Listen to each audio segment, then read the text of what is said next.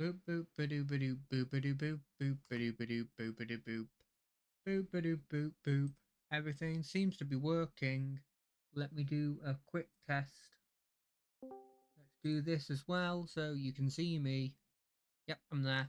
Let me do a quick test. Let's see how I am at the moment. Diddly diddly do. Let's hear my way sounding. Let's hear my way sounding. Yep, I even did the flub. Cool. Cool. Welcome everybody. Welcome. Obviously, I won't start properly until, at the very least, I've hit the time in which I said I was. Even though, as always, well, as most of the time, I've knocked it back by half an hour. I was thinking about tweeting this, but I couldn't be asked. But I really wish that on the scheduling, just for me, like this is for no other reason other than for me. I wish they just have something that was like, hey, this is when I normally start, but there's a chance that I'll start this time. You know, if I could put like a, this is when it will definitely have started. It will definitely have been started by now, but it may start half an hour earlier. You know, just to put that on it would be really good. I hope the music's okay. It's not too loud, not too quiet. Enough that you can hear me through the music, but also hear the music, because I'm got a feeling if I'm getting near the end of this act, which I think I am, and I've kind of banked it with a lot of the things I've been saying that I am, so I surely hope I am. Um, there's probably going to be voice cutscenes. There already has been a couple.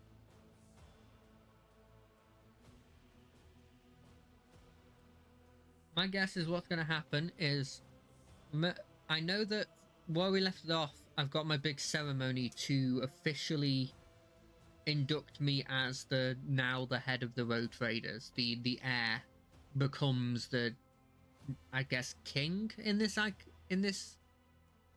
um in this context. It's weird because I'm arguably an emperor, but obviously I'm not an emperor because the Emperor of Mankind is the emperor. But you could make a solid argument that if he's the emperor, I'm the king. And because you can have kings that are under emperors, that's arguably literally the point of kings, is that they are under emperors. So I feel like calling a rogue trader a person who has incredible amounts of authority and has several planets under their belt, calling them a king is not too weird.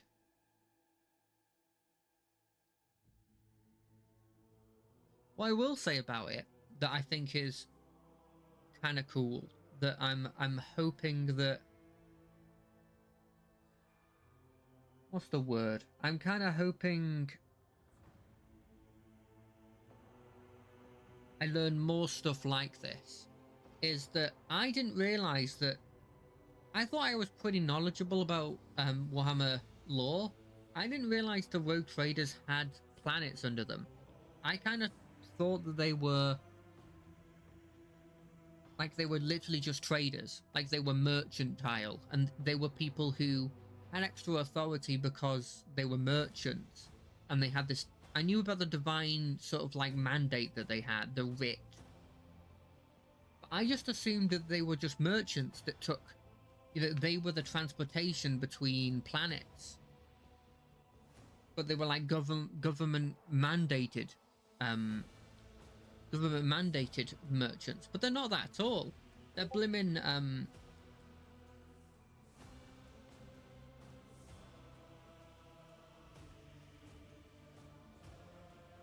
they're not that at all. They're blimmin' like effectively conquerors. Like they're the vanguard of this blimmin' place. So, boom, boom, boom, boom. When we play some of this, now we know that we're blimmin' conquerors.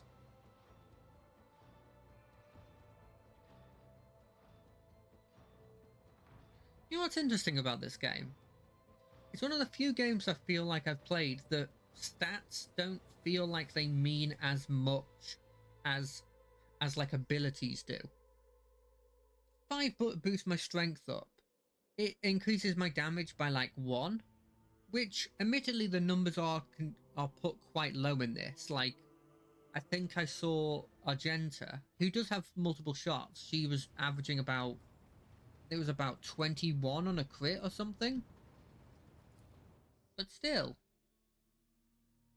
it is surprising to me how, like, I'm not saying it's completely useless.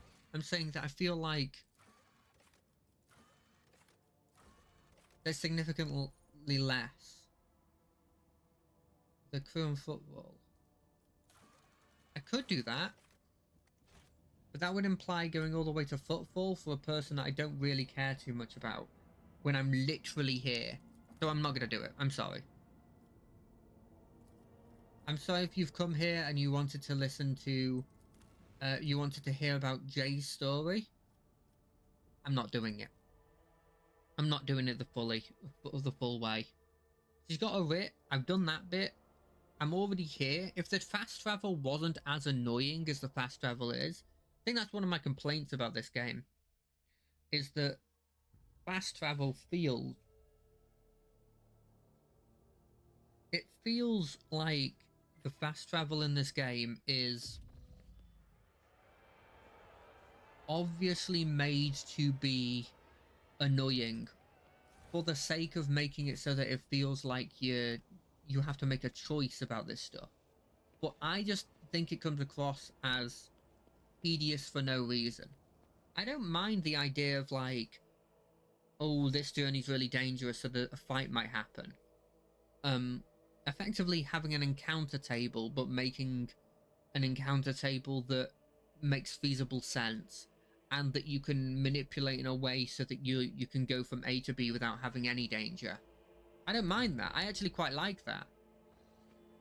My complaint is that you can't just go, you can't plot a course and go, okay, I'm going to go here, then here, then here, then here, then here.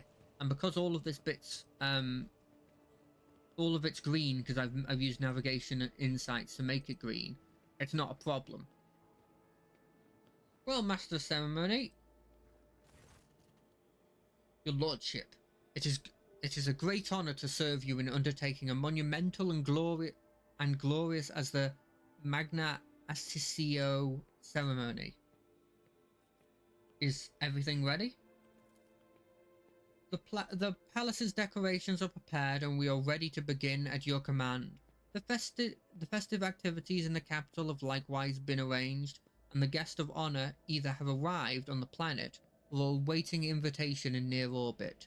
The servants are already in your chambers to see to it that you are impeccably garbed for the occasion.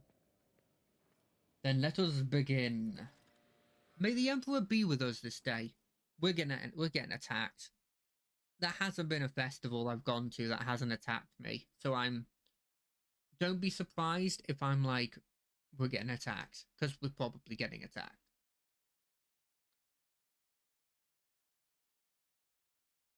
Base crit here, okay. I knew about this. I just like hearing that stuff. Okay, that took a couple of clicks, which is a bit worrying. Rejoice from Valencian subjects in honor of his ascension. The new rogue trader generously shows you his favor. Am I throwing coins? Are they throwing... That's dangerous. The rogue trader has decreed that every soul be given a day's rations and a personal fuel cell so that they all may be well fed and warm on this day. Praise the rogue trader's magnanimity. Magnanimity? You better not be throwing fuel cells in those little things. They look like coins, but I'm going to assume they're flower petals. I hope they're flower petals. It's a lot more dangerous if those are coins. That does not feel like they're each going to just take one.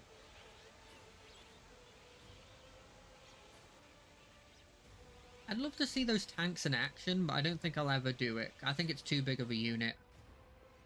I feel like they would have done like traitor guardsman with a tank already if it was a big thing that was going to happen.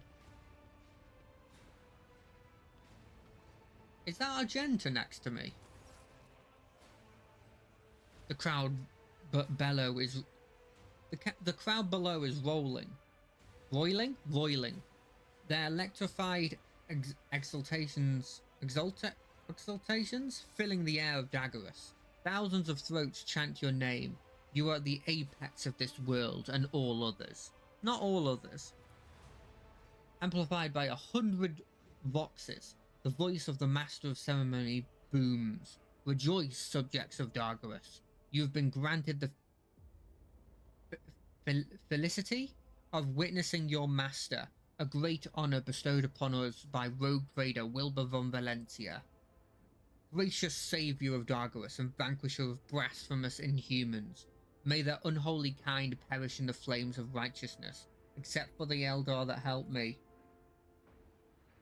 That's not executioner, ex-crusator of heretics who eradicated the corruption of the arch-enemy worshippers and cleansed Janus and put it under Eldar control, but we're not going to talk about that. Gracious protector of footfall, patron of trade. A hush falls over the crowd, who gaze upon you in adoration. Many of them bear terrible scars from the recent battle of Daggerus. Like children, they await the words of their almighty father. Fear not the coming days, henceforth you are my charges. Joyful cries carry your name upwards, beyond the atmosphere of Daggerus, all the way to the Emperor's throne. Making the sign of the Aquila, Argenta shouts out, Emperor, keep the Von Valencian dynasty. The crowd zealously pick up the chants, repeating it. Adequate. Daggerus is not disappointed. Ablard forces a smile of satisfaction from his face and whispers to you. You remember the next part, yes? Your lordship will be asked to take the oath. Let the oath of the Von Valencian dynasty be taken. Please repeat after me. Your lordship, I, Wilbur Rogue Trader, by the grace of the Emperor, vow to be the paragon of humanity. I'm not going to say it again. Unbroken by adversity, to walk bravely first into darkness, to unite and reclaim what was lost, to triumph over nightmares untold, to hold boldly the reins of fate, to walk steadily the road of thorns, through pain to greatness. You hear a rumble. It is the roar of the sea of your subjects. With jubilation and devout fear, they welcome your ascendancy. It is done. Wow, we didn't get attacked. That is a solid rarity.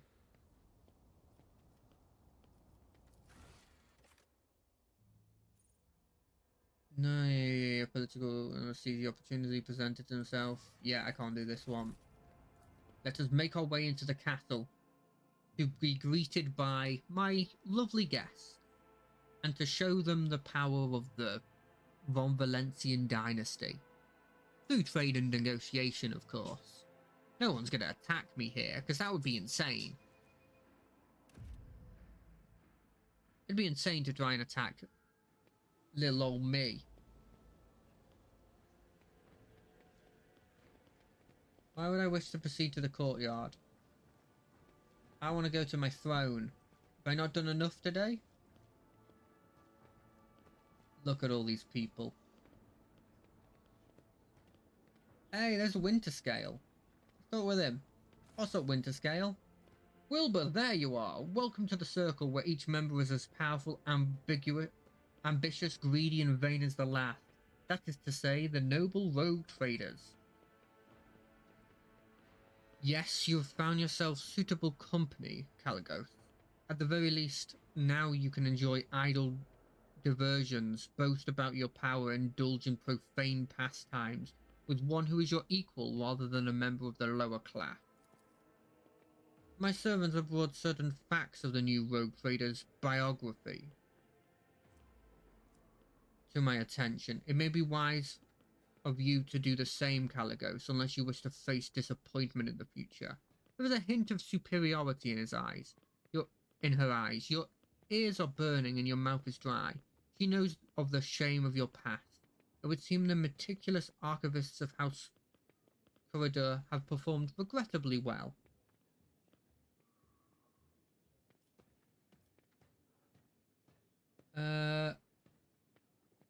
she always so abrasive? Whispers as audibly as yours. What can you mean? Today she is in remarkably good form.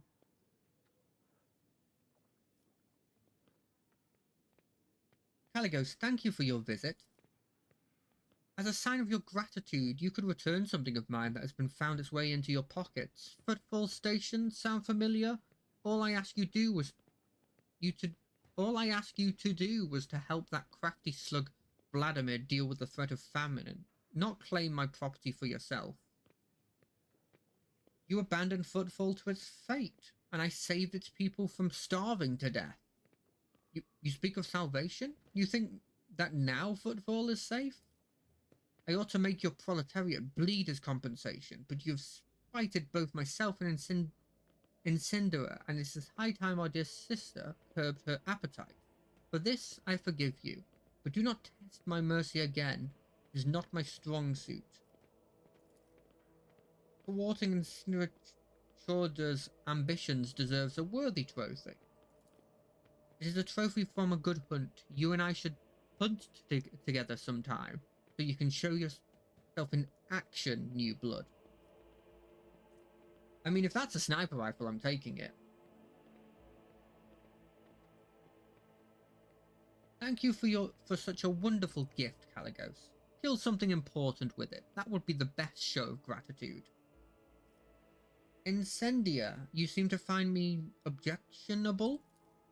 Do you expect any different? I watched for years as outlaws thrived on Footfall, and then at long last I have a chance to put an end to it, to seize that thug Vladimir by the throat, to force Footfall, to atone and put fear of him back into the masses. But you interfered, and you destroyed my plan for the sake of banal profit. Theodore taught you only too well, it seems. She was far less concerned with her duty to the Expanse than her own personal interests. But you can be sure that I will not cease cleansing the Burbundus system of the pirate scourge. And if your trade prospects are damaged in the process, you will have only yourself to blame.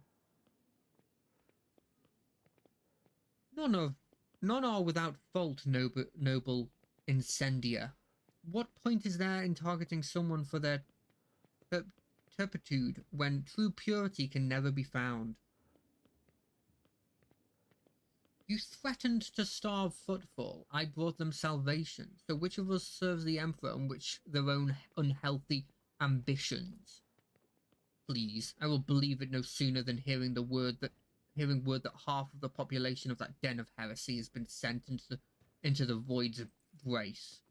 I have faith that the blessed Wilbur is perceptive enough to see the appalling nature of the residents of that deprived place. Your appearance here is unexpected. The esteemed Hieronymus is my confessor. I am greatly obliged to him for agreeing to accompany me on this journey. May the Emperor's light guide your way across the abyss of human wickedness. I saw Sister Argenta at your side during the ceremony and rejoiced, for this is a clear sign that the Von Valentian dynasty honors the virtuous. I think there's more than just a word for you. I take you're not overly fond of Theodora? She was of the same breed as Asp. Conceited, insolent, unaware of the Emperor's stern gaze set upon her. I do not doubt her wisdom and courage, but Theodora did not have a shred of humility or fear of his wrath. You know whose name Incendia almost uttered. You have heard it in your former life more than once. Aspire Cordera, a rogue trader of the Kronos Expanse, an infamously merciless and avarice pillager who was scarcely different from a common pirate and a heretic. One would never think so by looking at Incendia Bastal Corridor, but it appears that she and Aspire are related. Sorry about the names, I'm really bad at the names. Well, I, for one, liked Theodora. The stories they told of her travels to nameless stars, and yes, there was no fear in her.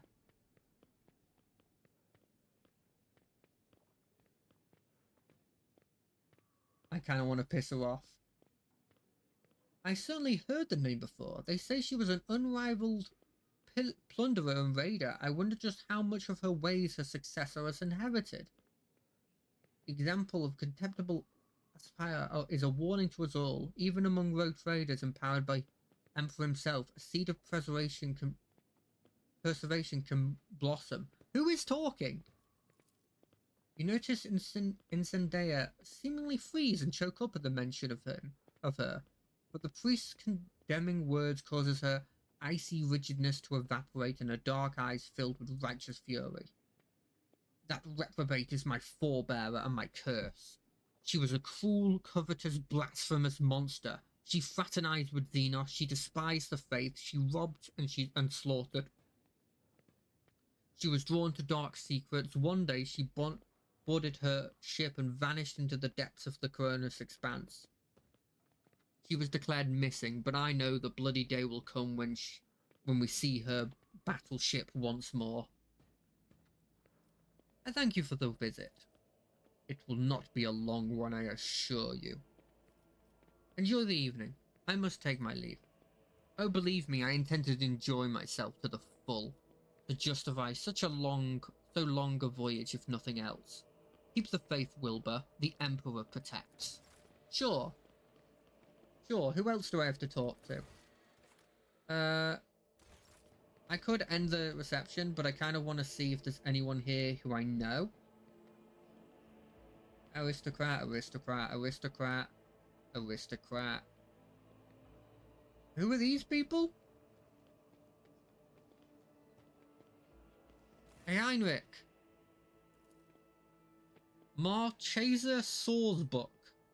The clear leader of the gathering is a gaunt, billows-faced man dressed in Sorsbuck colours. This must be the Marchesa himself, head of the house. He offers you a ceremonious bow. My congratulations, your lordship.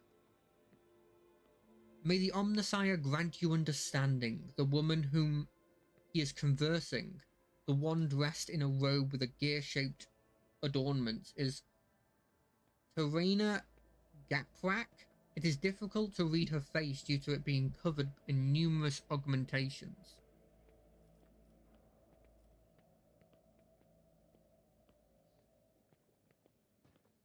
How are you these days?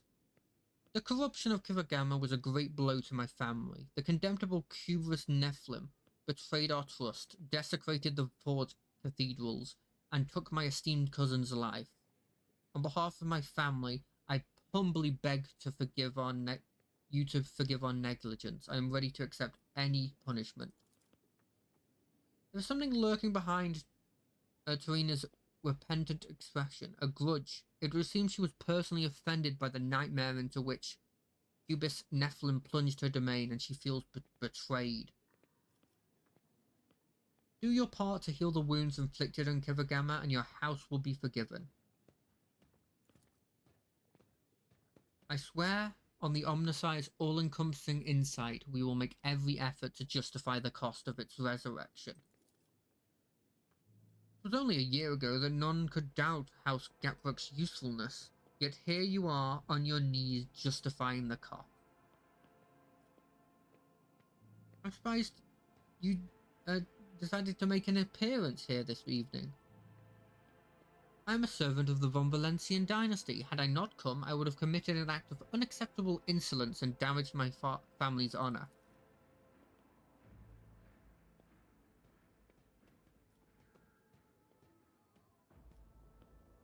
I wish to know more about House Sorsbuck. The Sorsbuck line was one of the first noble houses to arrive in the Cronus Expanse. For millennia we have served the Golden Throne and kept the faith. Sorsbuck warriors have bled in hundreds of wars and at different times have ruled a great many colonies of the Von Valencian dynasty. I would like to become better acquainted with your wife here. It's an honor to meet you, to be in your company, your lordship.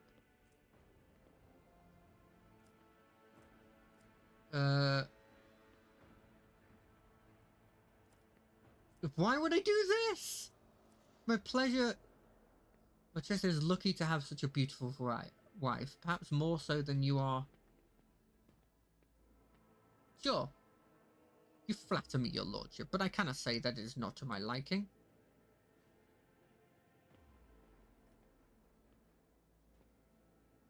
I shan't continue to test Machia's loyalty by speaking with his beautiful wife any longer. Let's do this one. I'm glad that you think so highly of my beauty. I see. Interesting conversation. It's been very illuminating, given me plenty of food for thought. But an inscrutable man, Heinrich is being even more inscrutable than usual. It's as if he's hiding something important. Is there anything you would like to tell me? Nothing urgent, Wilbur. What can you tell me about my guests? Well, Marchesa Salzburg is all but throwing darts at your portrait. He is more astute at choosing women than enemies. He's trying to entice Gatwick to his side, but she's too frightened of the fiasco of Kivargama. Even in leisure, you never cease to be of help. I appreciate it. This is why they call it the unsleeping eye of the Inquisition. Even in sleep, I hear everything.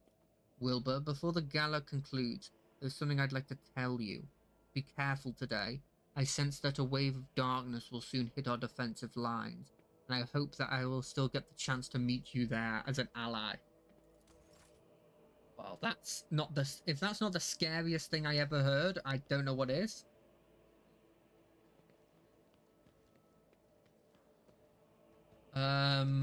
Anyone else I want to talk to? Hey, Argenta. How are you doing? Give me a hell yeah. Nope. I mean, Emperor Protects is almost a hell yeah. Now, by the logic of these games, symmetry exists. So, Cassia, you talking with anyone cool? Nope. Cool. Who's Wharton the Grey? He's awesome. I hope your lordship is pleased and not yet tired. If you wish to revive yourself a little, I would suggest proceeding to the courtyard, if I may be so bold. Many guests have chosen to move into the fresh air and will be eager to offer you their congratulations. I will return to the guest. Sure, I'm going to go out to the courtyard. Why not? Why not? That was a not so subtle hint. You should probably go to the courtyard. I don't like being without my allies, but I mean, this is just how it's going. When shooting in a burst, the hit chance of all shots after the first is reduced by the recoil parameters of the weapon. I didn't know that.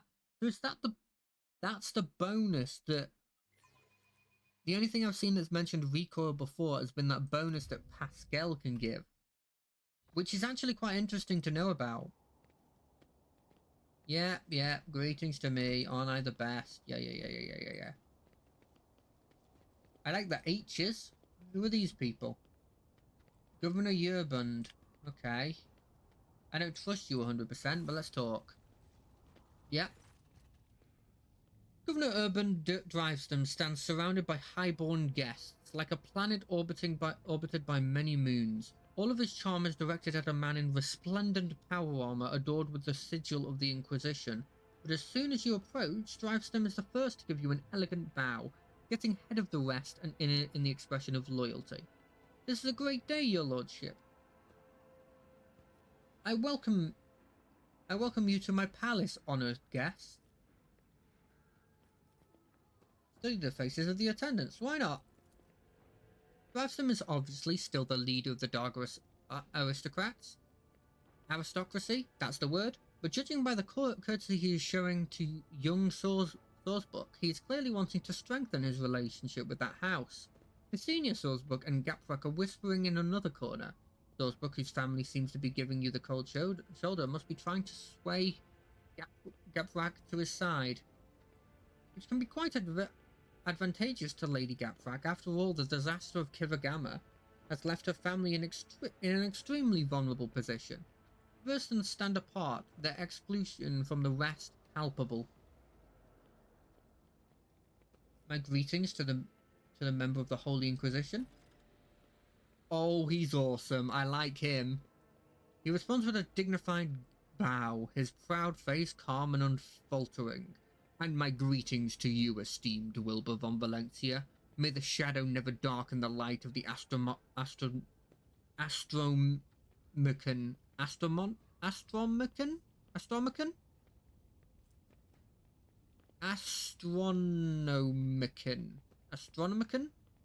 That guides you. Brass Whisper, what a name. The Inquisition's companion, a crimson-robed member of the Adeptus Mechanicus, bows to you. From behind the brass mask mounted with dozens of augmentations comes a metallic rasp. Glory to von Valencian air. The Lord Inquisition's relaxed expression radiates an odd sense of menace. He is akin to a predator on the prowl, content to hide in the brush of fake smiles and elegant conversation for now. Among the many augmentations, what stands out is the horribly melted and deformed cogitator connected to the tech priest's head. How it is working is baffling. What is twice as baffling is that the tech priest hasn't replaced it yet. What unpredictable influence can this ruined implant have on his mind?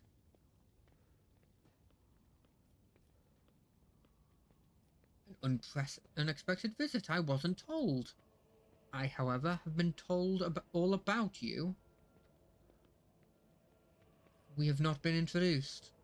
An oversight, to be sure. My name is Xavier Calcazar, and I have the honor of serving as a member of the illustrious Ordo Xenos, the head of the Coronus Expanse Conclave, and the Lord Inquisitor of this region.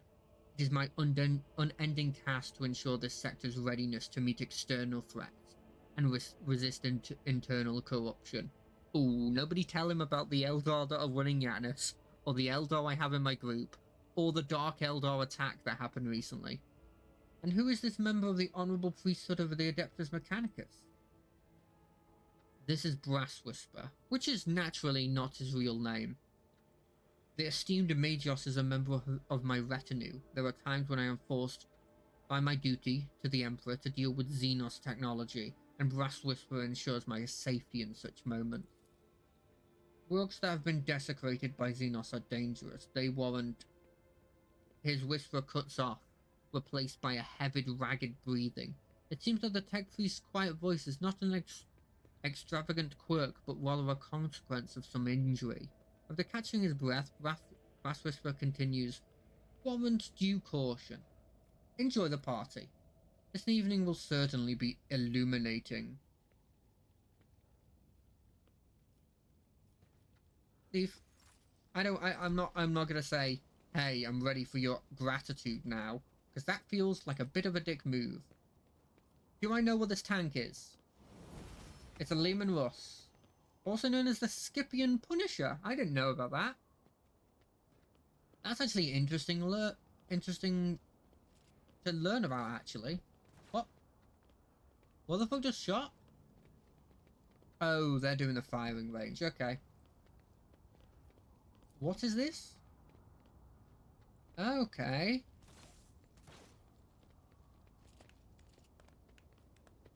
What's this? Oh, it's actual people. Who is this person?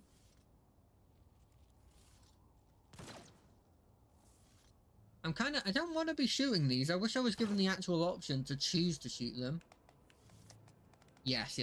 I'm very good at the shot, though. Who are these people? Cabalite Warrior, Condemned, Mutant Gunner. You know what? That's fair. The Cabalite Warrior, I am not annoyed that they have blimmin... Oh wait, where's Ablard? I didn't see Ablard. Wait, Ablard is in this group? Oh, he was in this group. Hello, Ablard. Can I talk to just you? No, I can't. Okay. Yeah, let's get out of here. I want to go talk with the Eldar, who definitely doesn't want to be here. Cool. Can I leave even further? No, they're not going to allow me to do this, are they? This feels like it. They shouldn't. This should be blocked off.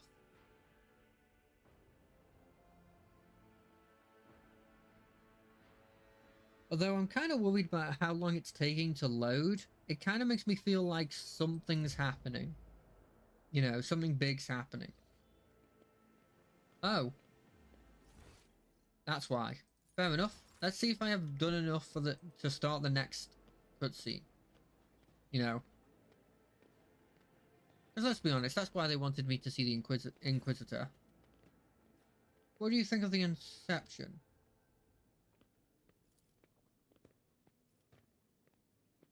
Okay, right. I'm just going to check, do a once more through, just to see if there's anything else that I can do. Once I've done that, I will just leave. If there's somebody that they need me to see, I do think there's probably somebody else in the courtyard, seeing as we only met one person. But normally to help me find them, they normally put one person that's related. I guess I haven't seen Pascal. So that's like a party member I haven't seen yet. Probably talking with whatever the retinue of Adeptus Mechanicus that are here are. What if that happens if I'm like here? Wait, oh, did they block off the door? Give me a second. Yes. That's what right, that's what the tank is there for. Got ya.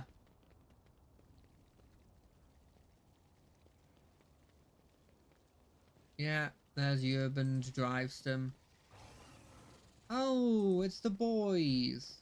I'm not 100% sure I'd be allowing these things here. Oh, we got a Cabalite. I am surprised we caught a Cabalite, but I'm not against it. Yeah, it's true, you're not a Xenos. I'm very sorry for that. If I'm being completely honest, I am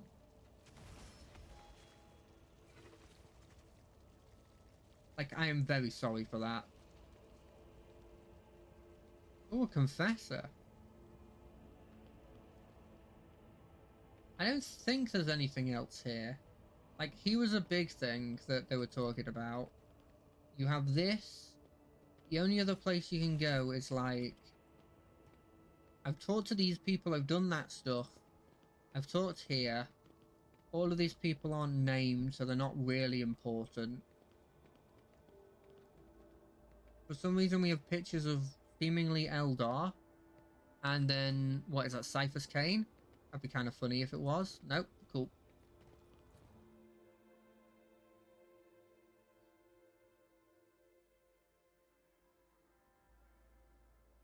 I definitely think that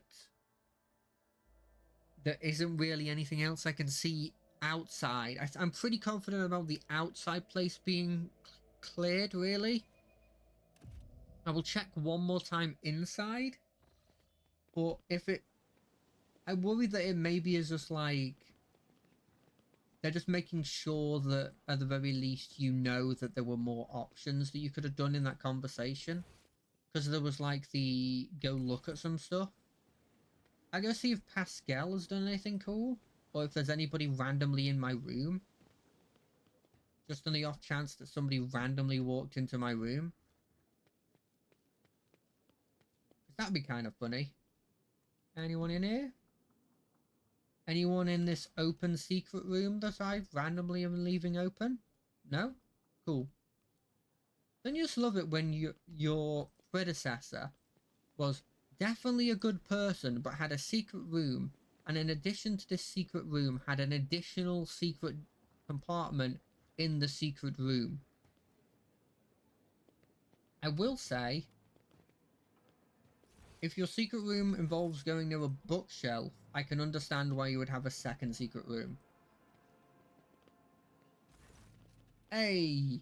I extending congratulations to Unit Wilbur von Valencia on attaining your new legal status. How are you finding this ceremony? Disorderly. What is this servitor? This is a Nomus new repository. Nomus, the unit identified as Wilbur von Valencia, two-way identification complete. The servitor looks at you, no longer trying to avoid your gaze. Its face is twisting as if the muscles have forgotten what facial expressions are, and are now struggling to make the features look amenable. We are Nomus. We've made use of this receptacle to leave the ship. Greeting, Nomus. We enjoy greetings, we enjoy communication. Nomus requires communication in knowledge and movement. Majos Pascal compelled us not to speak with anyone other than him or you. It is disappointing, but at least we can observe. Nomus has changed since we last spoke, Wilbur. We are now able to conceptualize our previous experience, that of solitude, and we no longer enjoy it. How did an entity... I believe you intended to investigate what Nomus is? Every 15 watches, I commune with Nomus's code and spend prescribed lengths in calculus meditation. However, the Omnissiah has yet to bless me with an answer. All I can say is that the capabilities of the entity Nomus are extraordinary. The ship's hallowed systems sing beneath its touches. Nodes that have remained dead for hundreds of standard years are revived, and long-drained mechanisms live anew. Nomus are trying. Great machines of the Imperium, one such as your ship, house a machine spirit so complex and willful that it is difficult to tell them apart from abominable intelligence. There remains a possibility that Nomus is an entity of corruption, but with every day I grow stronger in my faith that it is not so, and what we are witnessing is, in truth, the Omnissiah's miracle, one that is a category 5 or higher. How did an entity like you move into a servitor's body? Not entirely us. The receptacle is too narrow, crude and feeble to contain our complete whole.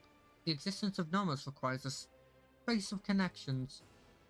But we were able to transfer a small part of us and build a thread strong enough to travel outside the ship. We are enjoying this journey, discovery, even though the receptacles suit us poorly. It will soon be destroyed by the force of our presence. Nomus, what do you think you are? Nomus are consciousness, awareness, knowledge, movement, always movement. We do not know what we are. We have no past. We awakened in the depths of the ship upon answering a call. Our first clear memory is the call of your blood, Wilbur von Valencia, the call of the plea for help near a place that is called the Woman's Chamber. Why have you brought it here, Pascal? Entity Nomus asked permission for this visit. My objective was to observe the process of integration into a servitor. We wanted to see, observe, cognizance, speak. The servitor makes a strange wavy gesture with its hands that looks at once very human and far from anything human. We want to speak with you. Will you speak with us? Of course. What do you wish to speak about? Many things. Happenings, events, decisions. We have been observing you. You do things that we do not understand. We want to learn why. We remember the day when we first met you. You gave us your blood to drink. We helped you save yourself. We followed you. Our small parts did. Inside the server skull. Then there was a fire and a creature of sated hunger and dark light standing behind the curtain. Behind the image. Behind the semblance of Theodora. It called for you to follow. You did not listen to that which was calling you from behind the curtain. You thought only about those who followed you and about the fire that could destroy those shells. We remember that day when the Stardust appeared, when the dark light and the sated hunger wanted to take the world.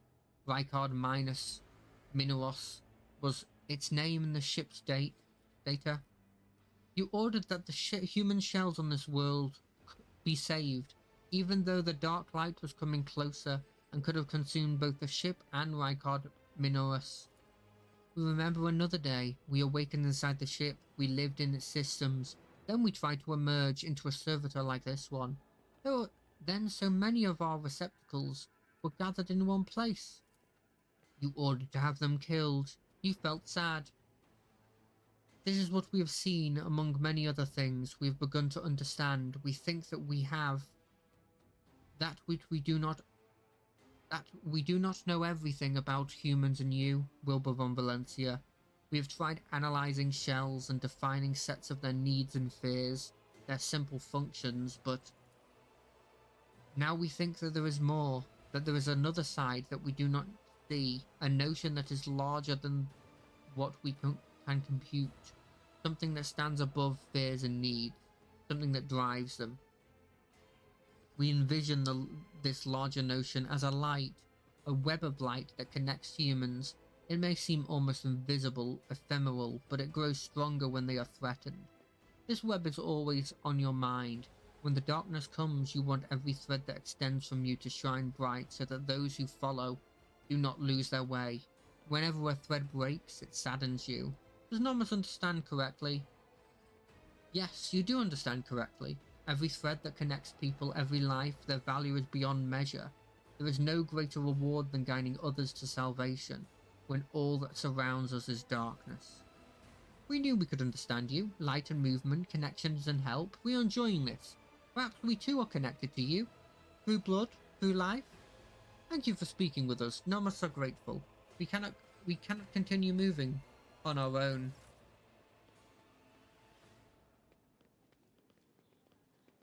Is there anything else I need to do? Just a quick check on this side, seeing as that side had some stuff. Cool. We must be done now. That must have been the hidden final thing.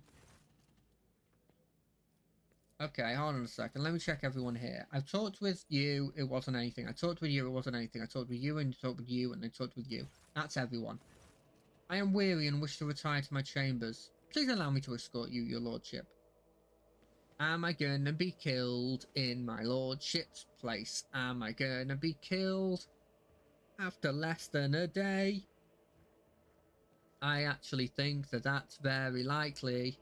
I mean, look, there's somebody in my spot. Oh, it's Inquisition. That's not too bad. Von Valancius. The same man you saw among your guests is waiting for you in your chambers with the look of someone who's supposed to be there. He casts a cold, asserting gaze over you from top to bottom. No one save Theodora has allowed themselves the liberty of looking at you in such way. The woman behind Calcazar. All I can think of is the blooming robot from Futurama, Alcazar. Clad in black armor, glares at you, her face set in a predatory readiness for immediate violence, the hallmark of a professional bodyguard. Will my servant live? Probably. Unless he suffered from hidden ailments, he will soon come to without any I love his major voice. damage to I himself. really love this guy's voice. Either way, Oblivion is a far safer option for him than the dangerous privilege of I being love his witness look to as well. senseless He's so oppression. cool. He really is that really cool.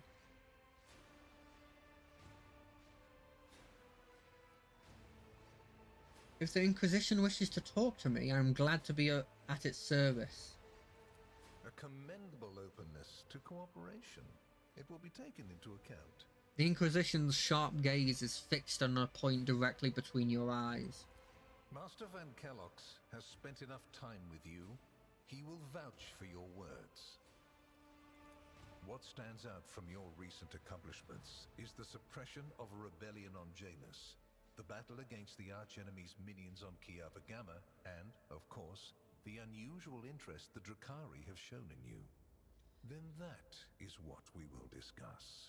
After saying these words, he shoots you a searching look from under his brows, like a regicide player who has made the first move and is now watching for his opponent's reaction. Oh, is it? I didn't know that. I just thought regicide was killing... It's some form of killing, like killing your family or killing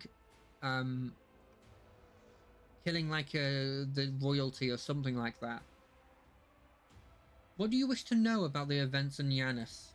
What was the reasoning behind your decision to let Xenos, enemies of humanity, Live and act on a planet that belongs to you. In the face of heresy, the Xenos seem like acceptable allies to me. There's been precedent for this, correct? Your way of thinking is curious. Dangerous, but curious nonetheless. I would suggest exercising utmost caution should you wish to continue on this path. If you knew about what was happening on Janus, why didn't you intervene yourself?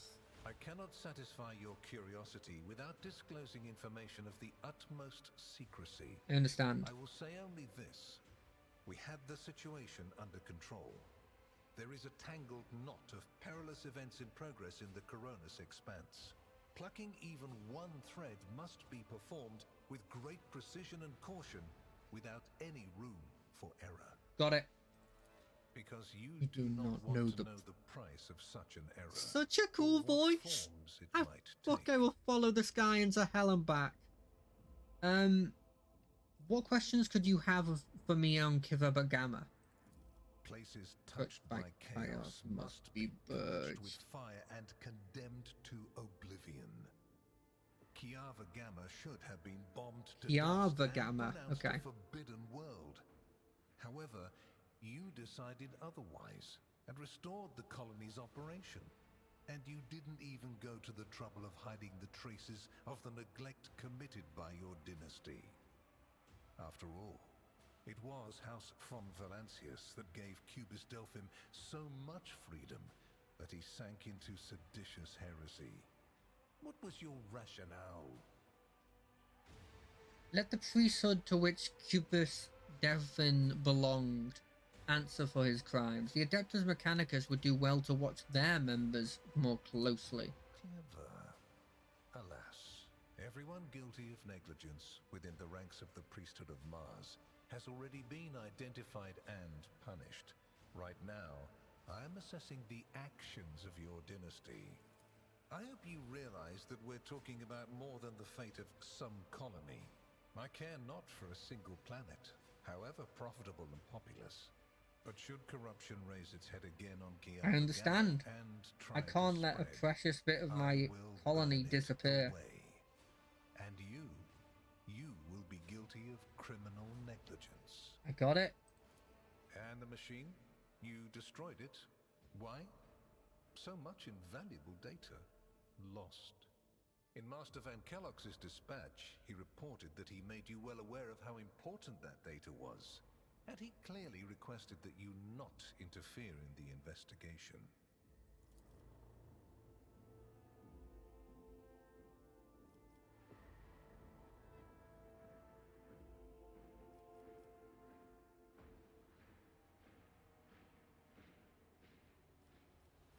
The machine had dark and dangerous knowledge. If anyone had laid their hands on the founders, it would cause nothing but harm.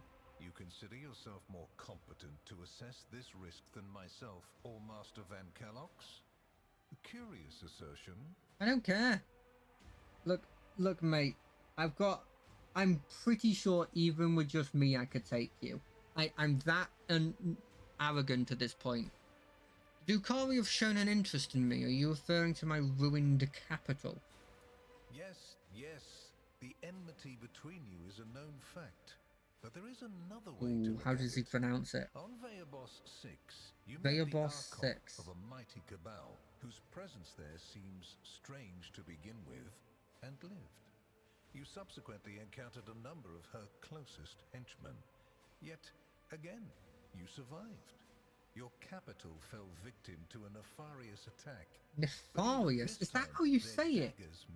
Look, I've I've been saying nefarious for so long.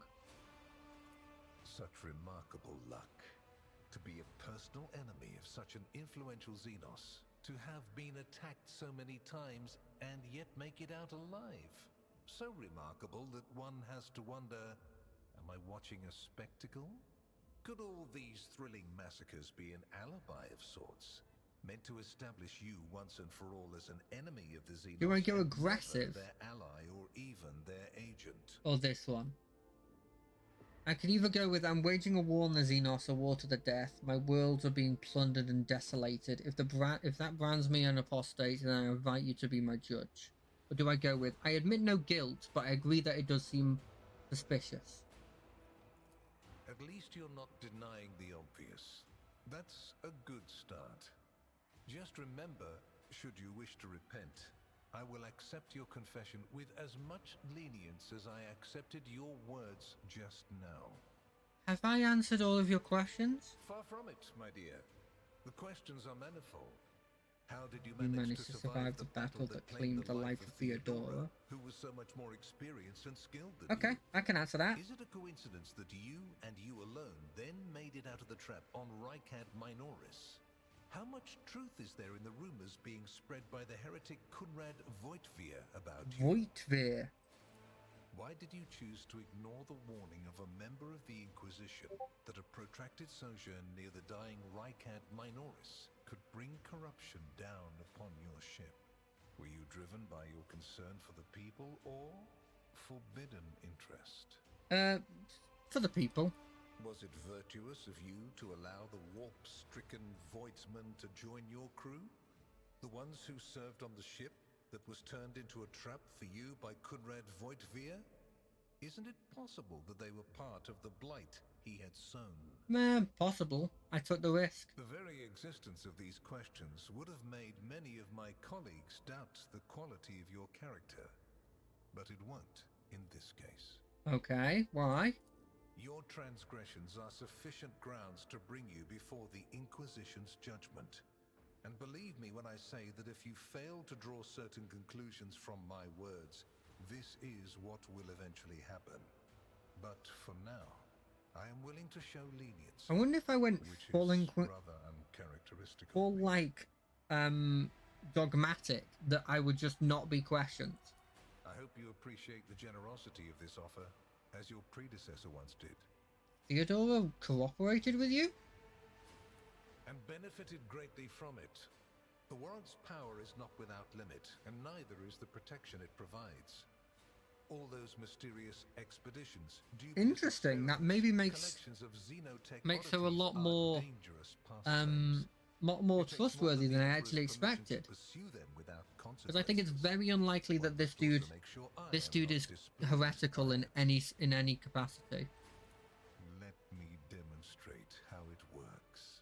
In your route, there is a psyker who is yet to receive Terra's sanctions, which, as we both know, is a grave threat.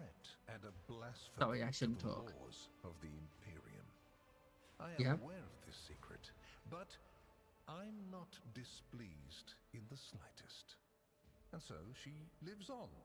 Your handy psyker, Idira Tlass. Class, got it. I know that Theodora was concerned about the fate of the dynasty and certain restricting obligations. Was it perhaps due to her partnership with you? Yeah, why not? I cannot deny the possibility that Lady Theodora may have lamented losing some of her freedom she enjoyed prior to my arrival in the Expanse. Nor will I deny that our partnership began with exerting a certain amount of influence. However, you are not Lady Theodora. Let us put the difficulties that encumber our relationship to rest along with her. I do not recommend troubling yourself with affairs of the past, for they have no bearing on your present position. Theodora chose to forget about this particular matter. Follow her example, and your fate will be better for it. Why such an interest in my person? You haven't been in a position of power for long, and so one can forgive you for not noticing the troubling changes. The cult of the Final Dawn is spreading in the Coronis Expanse. Not the first or the last heresy that has afflicted this sector, but one that is surprisingly resilient. Mysterious convoys are sliding by, bound for systems in the Heathen Stars. Heathen Just your Stars. humdrum pirate trade, wouldn't you say? Heathen Stars, Then interesting. Why are the pirates themselves clueless? Ooh, that's interesting. The Xenos, who have caused trouble in the sector before, have expanded their activities in the last few decades, and there is a logic and method to their previously chaotic raids. Even 2 packs of Space Wolves, blessed Space Marines summoned in my name, Space Marines. cooled their interest in the Expanse. Interesting. A mighty explorative fleet, which has studied the expanse for hundreds of years, has suddenly stopped responding to communication and sunk into a dispute over a tech heresy that was considered dead a couple of centuries ago. House Chorda has clamped Chorda. down on insurgents. Yet its acts of brutality breed troublemakers just as quickly as they're executed. And this bloody carousel has consumed the attention of the esteemed Incendiar. Incendia. Kornikos Winterscale has abruptly lost all interest in his domain, and his only apparent concern now is hunting even more dangerous xenobeasts. And the third and final rogue trader has unexpectedly perished, stabbed in the back by her own Master of Whispers. The Expanse is swiftly losing its protectors right when communication with the Imperium is being disrupted by the raging warp. Basically, all the Expanse has left is me and you, if you follow my instructions. Of course. Is he staying in my retinue? I quite like him. Which would you prefer? And you, Heinrix, do you wish to continue working at the Honorable Rogue Trader's side? I will comply with any order, Lord Inquisitor. If you command me to remain in the company of the scion of the von Valancius dynasty, I won't be distressed. Yeah, I want him. Then Master Van Kellogg's will remain in place. It's Kellogg's. It puts me at ease to know that there is someone to watch over you. I consider it an honor to accompany you. Thank you. What kind of deal are we talking about? I make no deals, and Emperor forbid that I give you orders. That would mean infringing on your privileges. I'm merely offering a well-meaning recommendations and expecting that when the Expanse finds itself in danger, you will break away from your own affairs to heed them. Yeah, I can do that. Please accept this gift as a sign of my favor. In an hour of need, give it to any faithful servant of the Emperor, and the Inquisition will come to your aid. Got it. The color indicates how close the bearer is to the Lord Inquisitor. White is beautiful, yet vulnerable. It stains as easily as one can lose the Inquisition's trust. Do all you can to preserve it.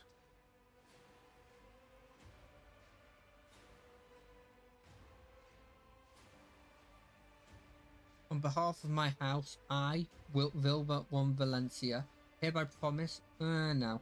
I see no reason to refuse such a generous offer. Then we have reached a consensus, and I am pleased to see it. Here is where we part. My shuttle is waiting. It is time for me to return to my watch, for you to sleep, and for your servant to wake up. Until next we meet. Well, you will obviously want to discuss what just happened, but not now, I presume. Right now, it would be better for you to rest and think on the Lord Inquisitor's words in private. I bid you good night, Rogue Trader. I more want to know if I can tell my retinue. Most of my retinue. Like Argento I trust, Abelard I trust, Cassio I trust. But oh, we did it! We completed chapter 2, it just said. You didn't see it. Act 2, I actually did my word. The rise of the Rogue Trader heir restored a Tenuous tenuous equilibrium equilibrium. to the Von Valancius Protectorate. Well, we said equilibrium. Look, are these all these words that I'm saying wrong? For a time, threats subsided. Activity returned to trade routes. Oh shit, we're having a time skip? To heal. I like having time skips. Time skips are great. I wonder if that means that I'll be able to do more stuff with the worlds, I hope. Because I've not finished any of the worlds yet. Or my reputation with any of the people. I mean, it must be, because the Navy I physically couldn't do anymore. Because I've done all the ships, and I did the one thing that gave them more... The new Lord Captain's subjects praised the God Emperor and their leader wholeheartedly. For none knew what fate might await them. More ships. Who cares? We'd take them on. Footfall. Get all your ships and attack them. Don't worry, I'll use Navigator Insights to make it so you can easily get to them in place.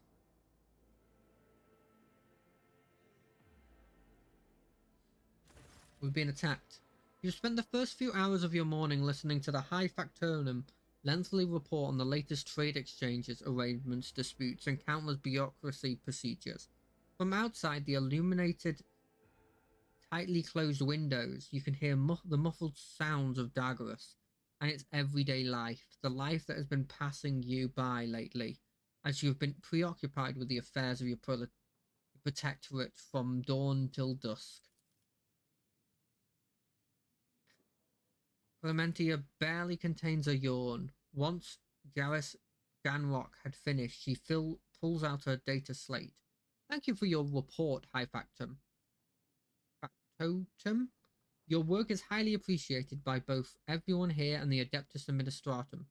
Your Lordship we are almost done here. We need to go over the final items on today's agenda that I would like to report to you personally.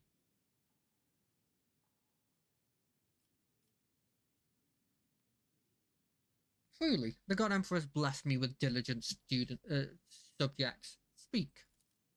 Lord Captain, news of particular import has come from the House's intelligence network. Lord Inquisitor Calcazar is rumoured to be planning a visit to Footfall. A number of Imperial Navy ships were commandeered by Lord Calcazar, and they are also being scrambled to Footfall. Furthermore, we have received reports claiming that secret messages were delivered to the capital worlds of House Corridor and Winterscale. It is possible that the Lord Inquisitor's call to arms may smother the conflict that is brewing between the two dynasties. We are seeing an increasing number of skirmishes between their ships in neutral systems. I do not doubt that her ladyship Corridor will attempt to sway the Lord Inquisitor to her side, especially since his lordship Winterscale's luck seems to be running out. Riots have broken out on several of his worlds, and yet he has shown no interest in quelling them. Instead, the Rogue Trader inflicts brutal punishment upon one of his oldest colonies, Vencevia Secundus, based on allegations of seditious sentiment. Oddly enough, our agents were unable to find any proof of this sedation among the populace there. As soon as we have any updates, you will be the first to know, your lordship. Lastly, your pet Xenos, I believe, is seeking a meeting with you.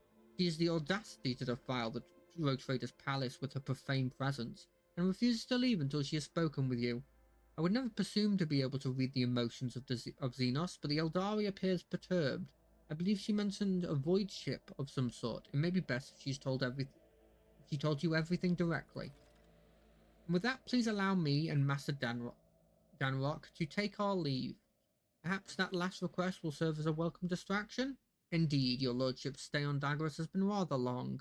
However, your protectorate is now enjoying a period of relative stability that for the time being no longer demands your lordship's personal involvement in its affairs. Glory to the Rogue Trader. Yeah, I'm a Rogue Trader, but I'm not doing a lot of roguing or trading. Admittedly, I didn't do a lot of roguing before, but still. Eldar friend, please talk to me. Alantec, at last you have left your ornate cage. For many a turn have I sought to meet you, and yet your servant, the one who is like the silvered-haired Ablard, but twice as young, has no favour for the request of a child of Asuryan. Take me to a place where the hearing of others will not steal the words intended for you. While you were mending the wounds of this world left by the Twisted One's attack, I was able to discover, no, Budrach's fate, merely traces of it, as Muran found sanctuary under the bogs of the Lithanian forest, so did my other kin find refuge in a system known as the Atlas Reach.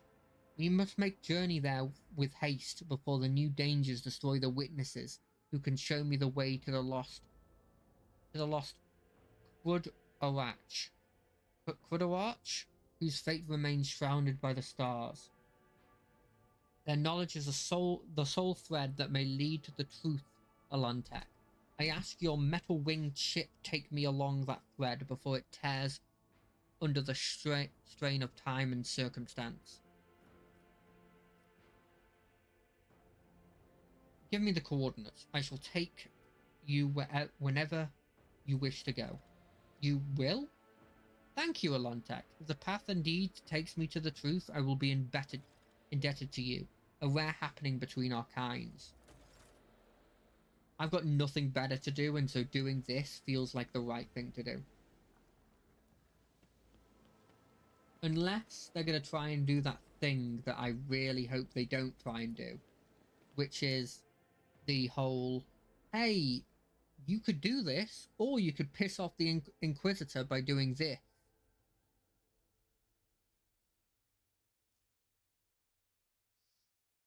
I don't know where Atlas Reach is, but I have 18 navigational insights.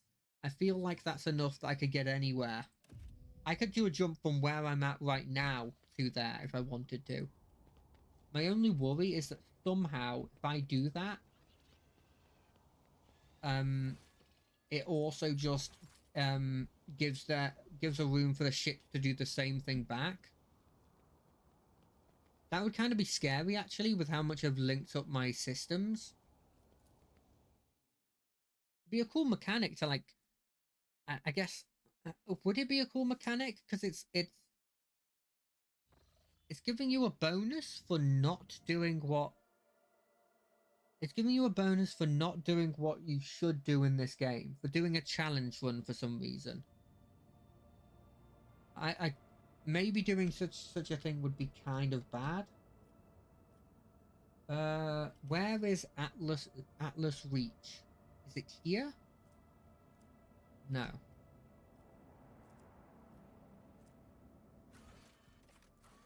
Travel to the Atlas Reach system. Atlas Reach. Atlas Reach. Imperium, Rykard Minus. Where are you? Where are you? Where are you? I can't see it. I can't see it. Where is this new place that I can go? Atlas Reach. Not that place. Wait, is it that place? Am I an idiot? That says Atlas, but that's a Salian Reach. And this says the Atlas Reach system. That is Atlas, and then a word saying reach. But is that Atlas? Is that the place? Is it actually this place? It's not the same word though.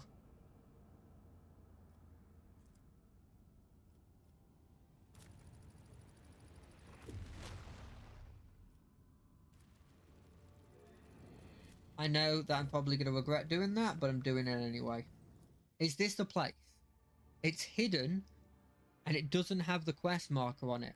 Look, Captain, according to our telemeter, we have arrived at the coordinates you specified. The augurs do not register any activity on the surface of the local planets, biological or otherwise. Maybe the Xenos are using their arcane technology to conceal their presences. Despite this, the Augur crew managed to locate a faint signal on the system's edge. According to their data, it is coming from an unidentified vessel, drifting in the orbit of a local gas giant. My kin could have been faced with a new threat, scavengers like pirates, or something worse. If they were taken prisoner, I am begging you, Alontek, let us go to the shuttles. I can feel that the thread of fate is frayed and is about to snap. I cannot miss what may be the only chance to solve the mystery behind the disappearance of my home. Sure. I mean, I'm going to check all these planets first, because one of them might have adamantine on it. You don't.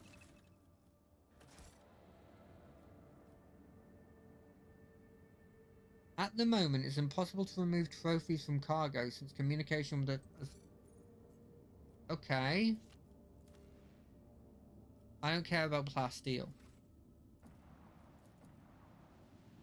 I don't know what that means, and I'm kinda scared.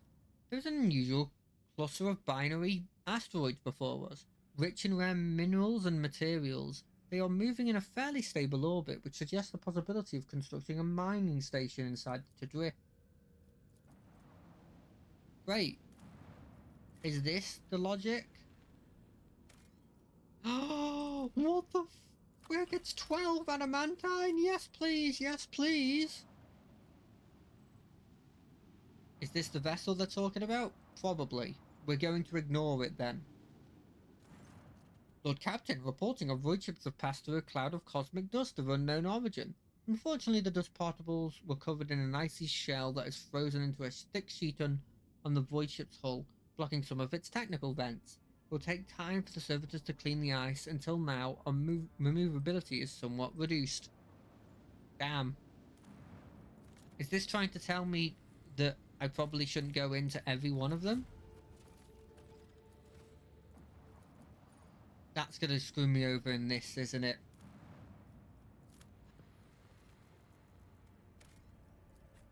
This isn't gonna be a craft world ship, right? Nah, there's no way. Look. There's no way that they would be able to hide a craft world, and the whole point, I think, is that she's lost her craft world. Right. Before any of this, let's do the level up on... Wait, whoa. Hold on a second. Money to be made? Why do I have her on my team? What happened to Pascal? You know what? Fair enough. I guess Pascal's doing something at the moment.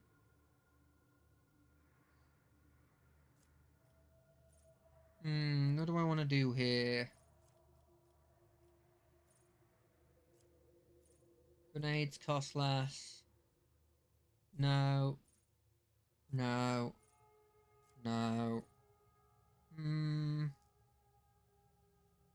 I don't care. Never heals, game resolve. Does she heal? No, she technically just adds temp. Strong point? No. By the Master Tactician this turn? No. Press the advantage? That's this one? I don't think that's useful. Oh, I like that. I like buffs to my Inspire.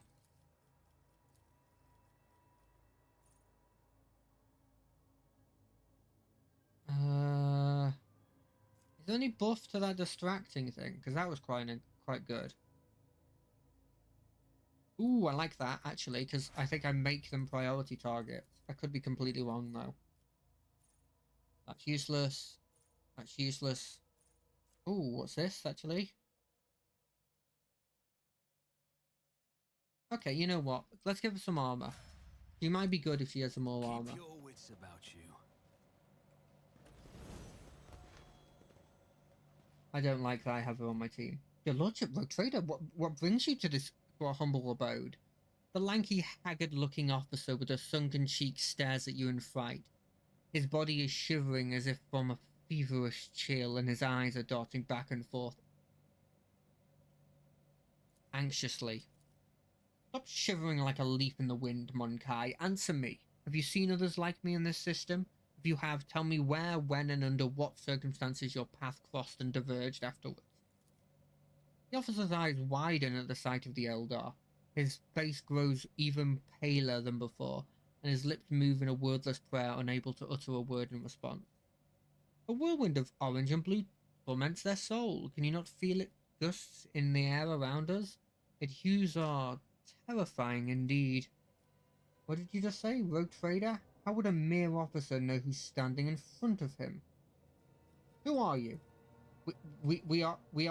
Emperor, forgive me.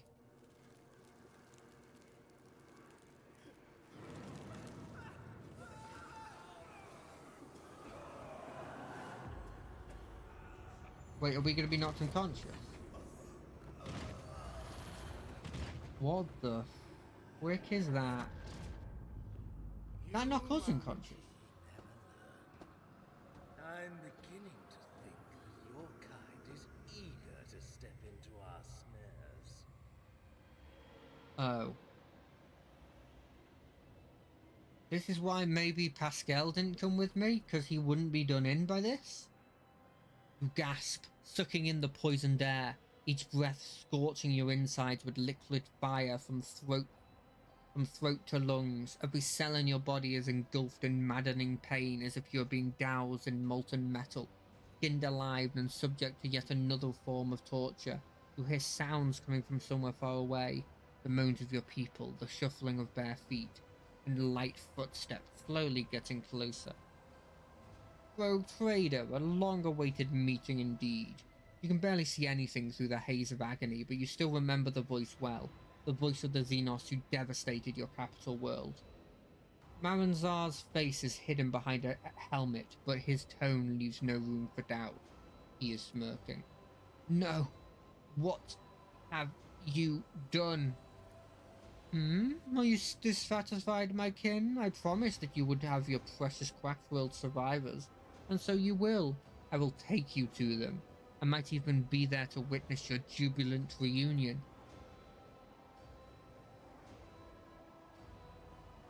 Bring in the injectors. The Monkai I promised to Cervantes are among them. I do not want these wretches to move an inch until they are in the hands of the Archeomath. How do you even say that? Arc Machinator. Yeah, it is Blimmin' Panic. You're completely correct. I really wish Pascal was here, but I know why they didn't allow me to have Pascal. As for you, there is a disturbing gleam in Bracken's eyes. You will have your share of paralyzing dreams too, but I am going to keep you. You are far too precious to be sundered to a madman, playing with fire. You will rue the day crossing me. Oh, you see, I thought I could take him as well.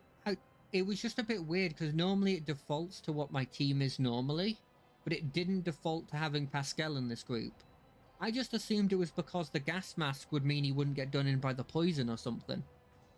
And so that's why they didn't allow me to bring him.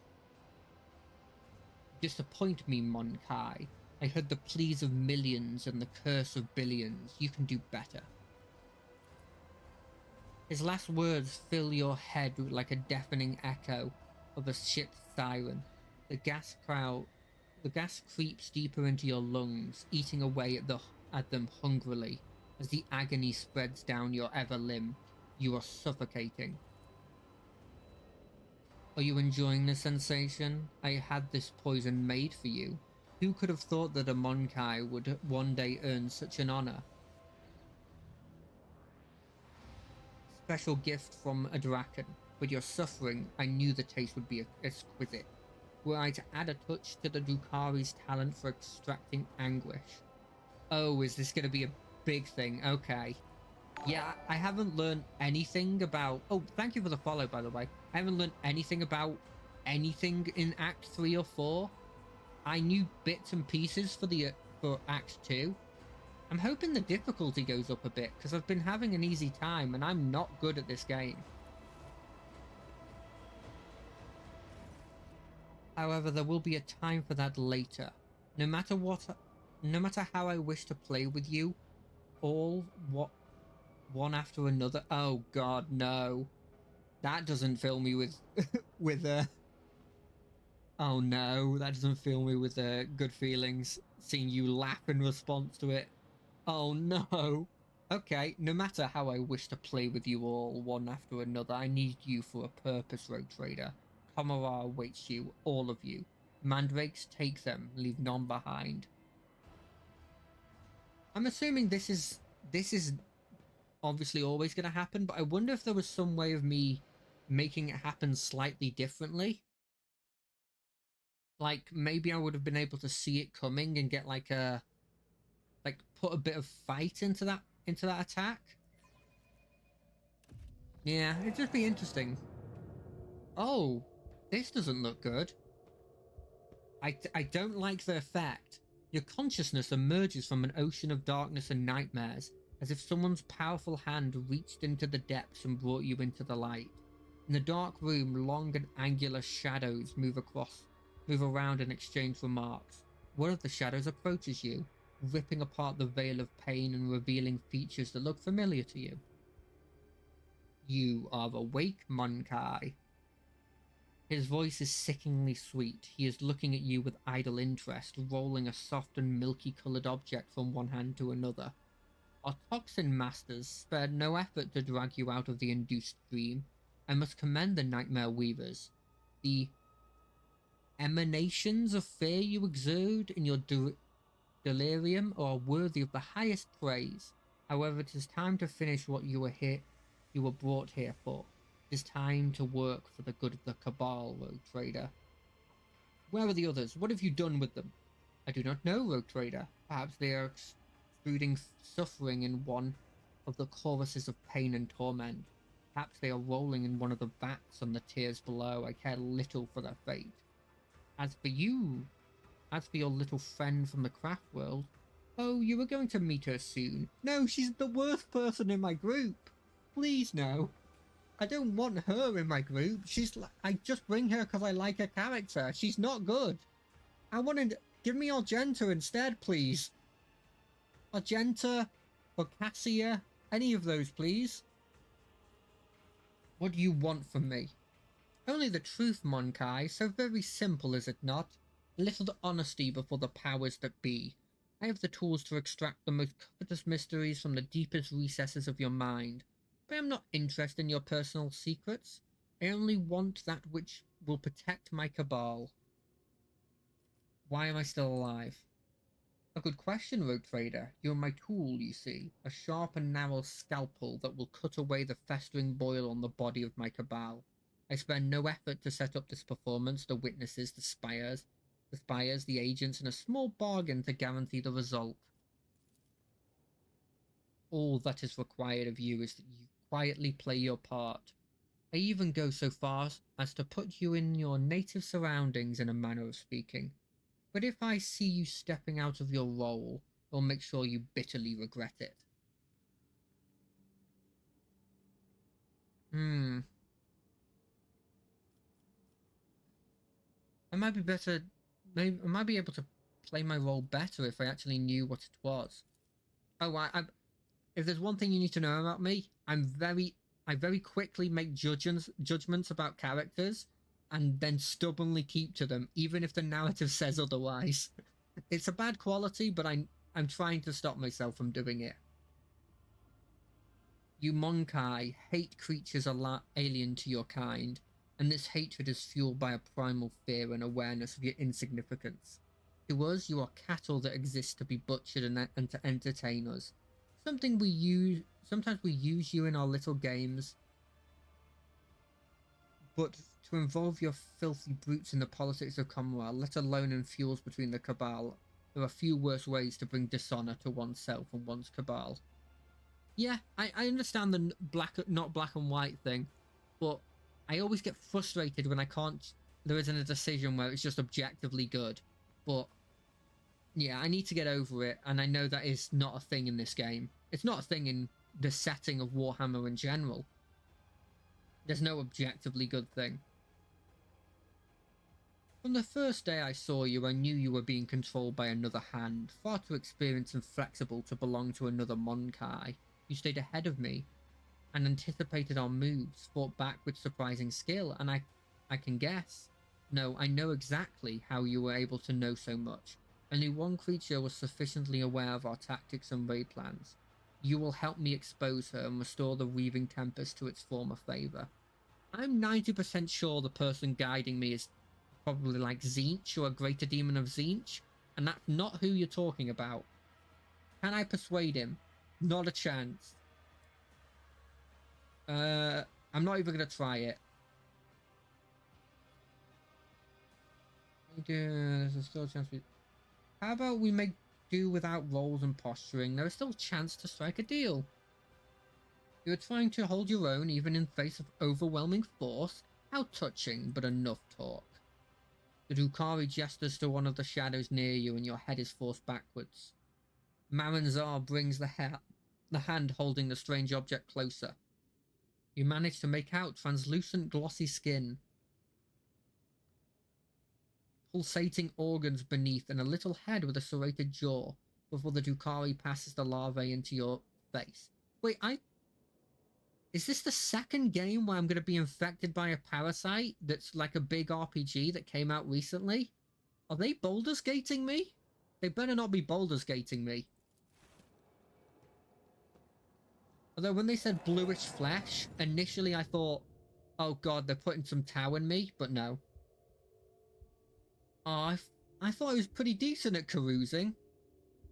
You know what? Fair enough, I had no chance.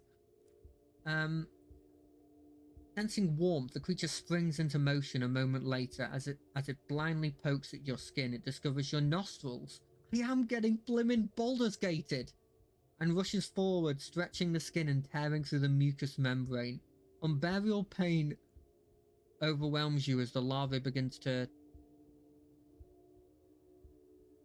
force its way through the soft tissue and cartilage, each of its movements causing crunching noises to reverberate through your skull. The creature greedily bites into your flesh. Ugh, oh god, past your eyes, and then something alien invades your consciousness. It's exactly that. Darkness clouds your eyes, but the sensation of the alien presence does not relent. This is not a conscious mind, but something primitive yet unbearably strong in its unknowing pursuit. It is crawling around in your thoughts, scratching with its sides and changing their shape. Perhaps all of this is just a bad dream, a quirk of the intelligent, exhausted by endless trouble. Calumny? I've never heard of that word before. Of a mind too weak for the burden it made to carry it. I can understand the word. Calumny? Calumny? I'll have to look that up when I stop streaming. Calumny. Oh, that's a lot of dead bodies. Those candles look good, though. You have disappointed us, rogue trader von Valancius. Oh, did I kill everyone? That kind of looks like I killed everyone.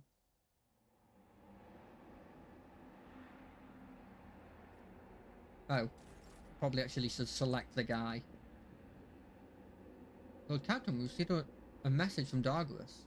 Reports of a Xenos raid against a merchant street ship. Okay.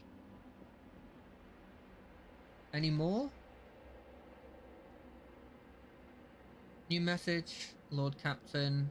Aides have reported the Xenos leader will be heading on an attack on the Paradise World gratis. Okay. I really wish I could get to the next one after I read it. Okay, they're gone. We've identified the breed of Xenos that posed a threat. This threat, the Eldari, humanity's ancient enemy and insidious foe. Do you mean Eldari or do you mean Drukhari? It's probably Drukhari if I had to guess, but I focused all my attention on investigating the attack across your protectorate. I suspect there is something bigger behind the Xenos attack, but I mean, it's all that Cult of the Final Dawn. How is it you were the only soul? That makes sense. There's not any truth on Conrad Rogbe's rumors. It is kind of suspicious that I'm the only soul that survived, but again, I think it's all blimmin' Zinch. Why is there a shard of Kdrach in your chamber? That's what she was worried about. She looked at it in the thing and was like, "What is this?" You are accused of consorting with Xenos, betraying the Imperium, and neglecting the interests of humankind. I mean, the first one's true, the second one isn't true, the third one isn't true either. Okay, there's a lot of dead stuff around here. Hey, Nomos, are you still here? For your explanations. Come closer. Is this them trying to change my view of what the Inquisitor is? And here comes our principal witness, the rogue trader himself. If the presented evidence was not enough to convince you, his testimony will conclude this confusing case full of oath-breaking lies and heresy. You dragged this boy into this trial and now expect someone who will lend an ear to this lowly heretic's testimony? I thought better of you, interrogator. I was so very wrong. I mean, Theodore being here just shows that this is a blimmin' complete and utter dream. Then let us continue. Shielded by the power of the warrant of trade granted by the Imperium, Theodore von Valentia more than once allowed herself to openly collaborate with Xenos. True. She plunged her entire protectorate into apostasy. False. Including the current rogue and heresy, including the current rogue trader, and went out of her way to prevent the Inquisition and me personally from maintaining order inside the Expanse. Oh, they're talking about Theodore.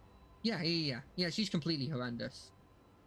Does the Rogue Trader admit to fraternizing, serving them as a... Oh, am I... Do they see me as the Theodore?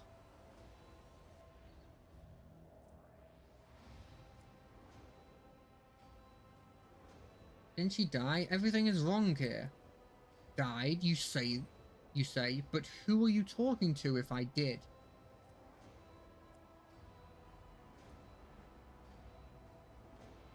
Oh, okay, interesting.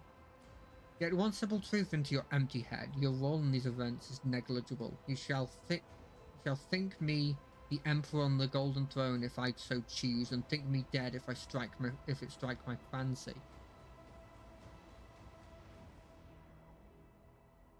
But this is not what matters right now. Just looking in your direction makes me sick. Why must I speak to this filth? Jesus.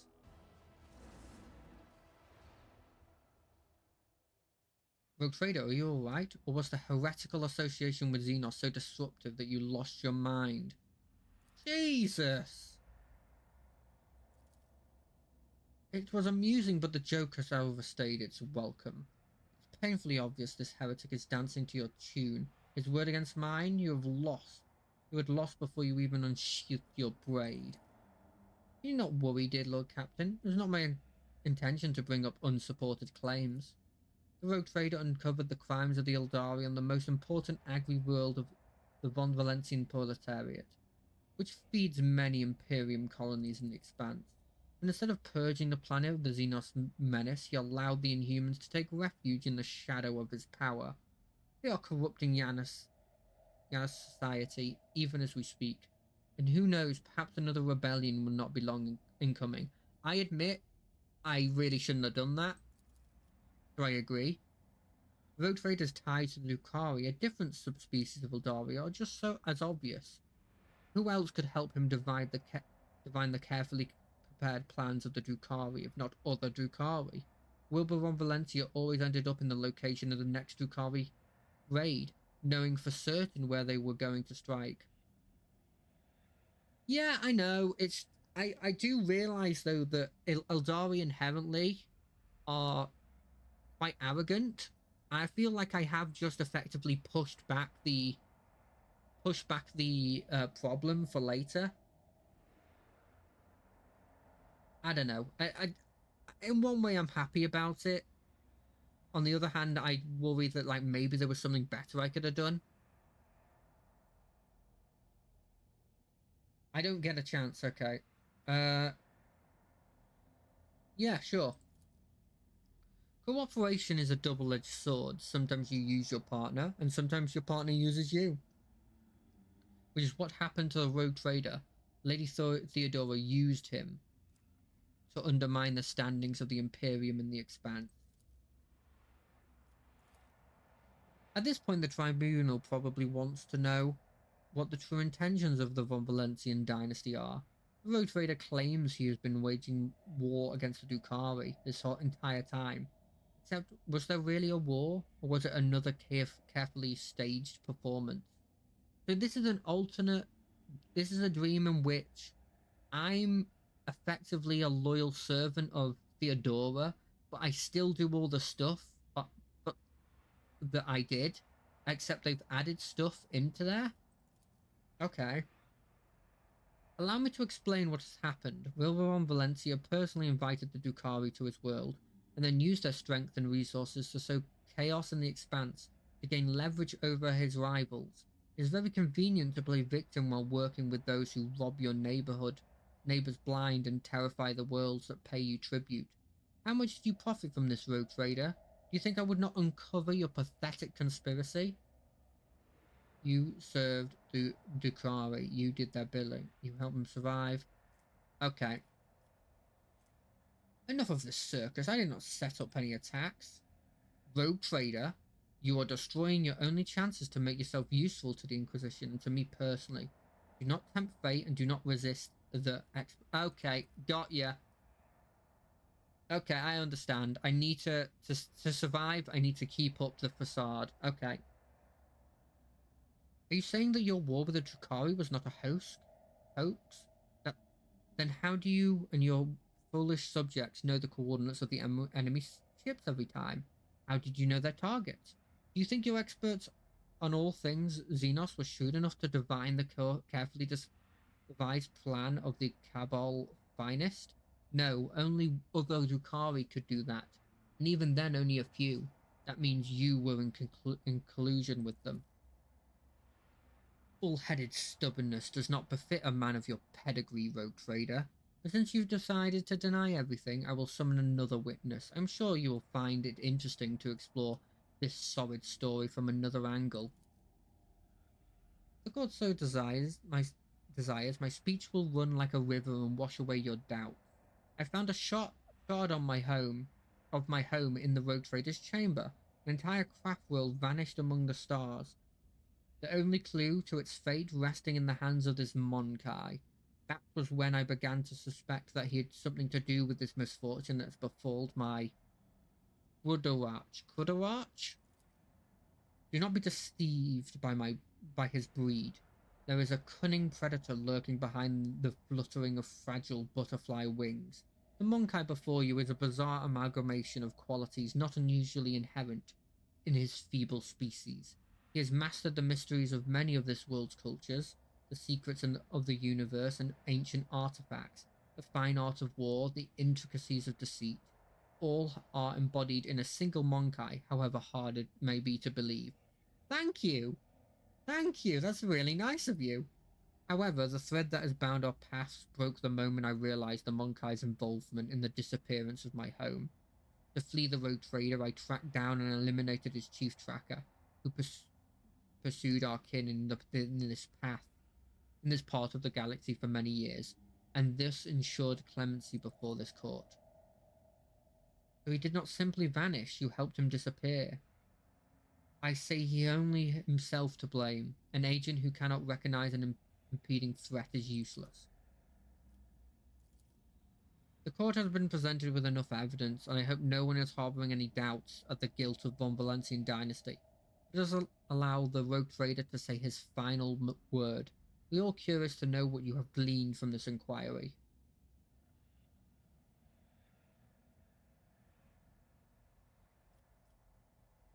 Now I see I've been blind. The Xenos have been fighting one another all this time, and I was the unwitting cat's paw. Yeah, I'll play along. Yeah, I thought so. Yeah, okay. It took the willpower check for me to realize what was happening.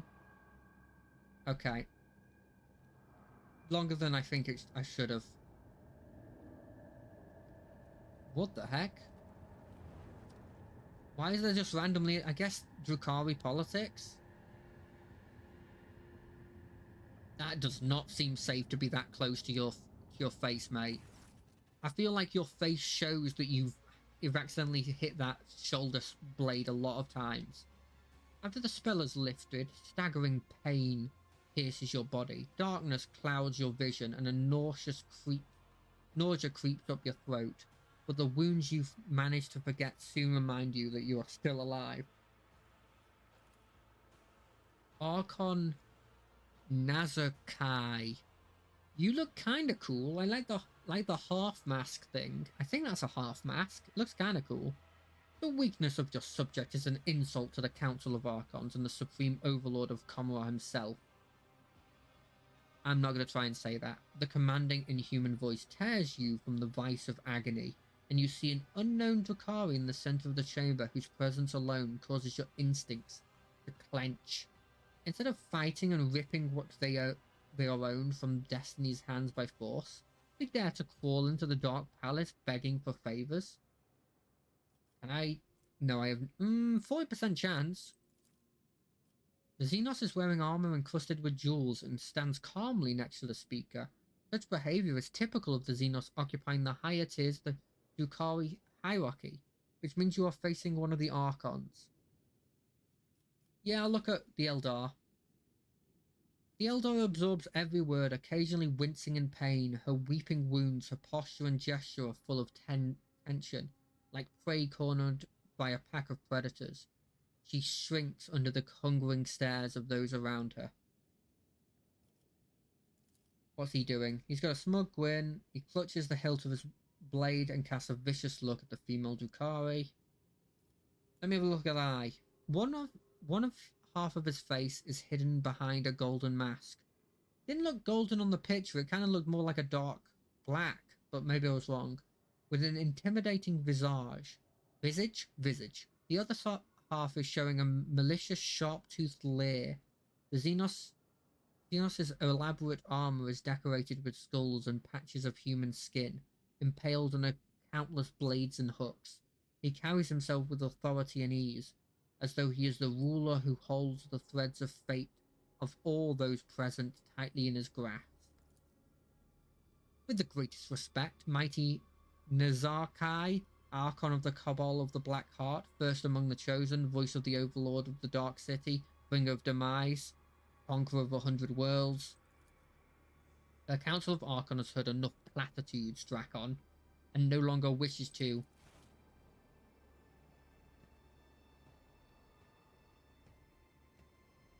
Altered. That's interesting. Interesting poem.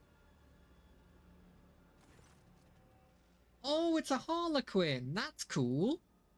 Of Virtrio verbose, the cut and thrust, keep time with fate's own machinations grave, but whose deft footwork leads to naught but dust, while from its brutish finish none can save. This play the puppet master granted me, through murky stalls a path. I can't say that word. This is awesome. I did not expect a Harlequin to be in this. I'll be honest, I thought they'd stick to like Chaos, Drukhari, and maybe a bit of Eldar. But I'm really happy to see what is really a small faction in the scheme of things.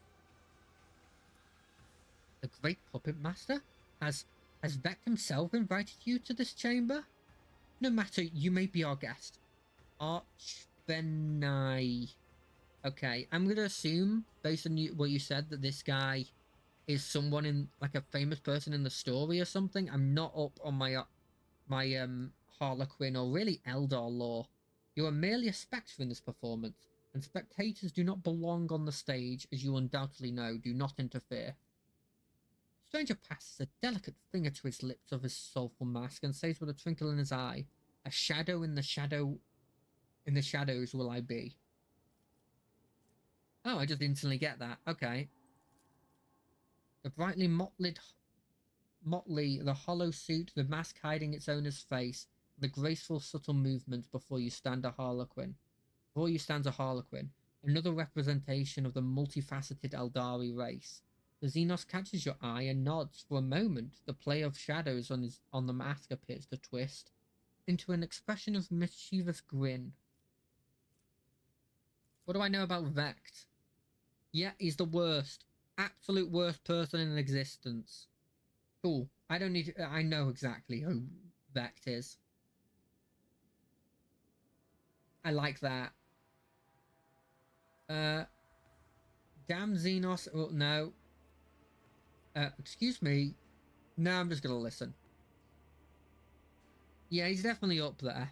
I mean, it's a thing where it's like, my whole society is about causing pain so that we don't get done in by Slaanesh, and I'm the leader of that.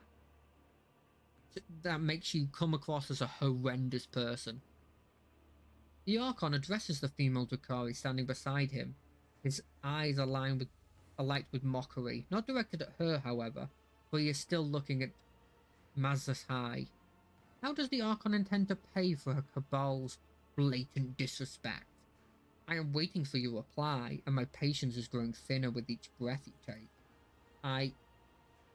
His eyes widen, filled with astonishment and disbelief. He seemed to have been certain of the outcome and did not expect for what he is hearing now.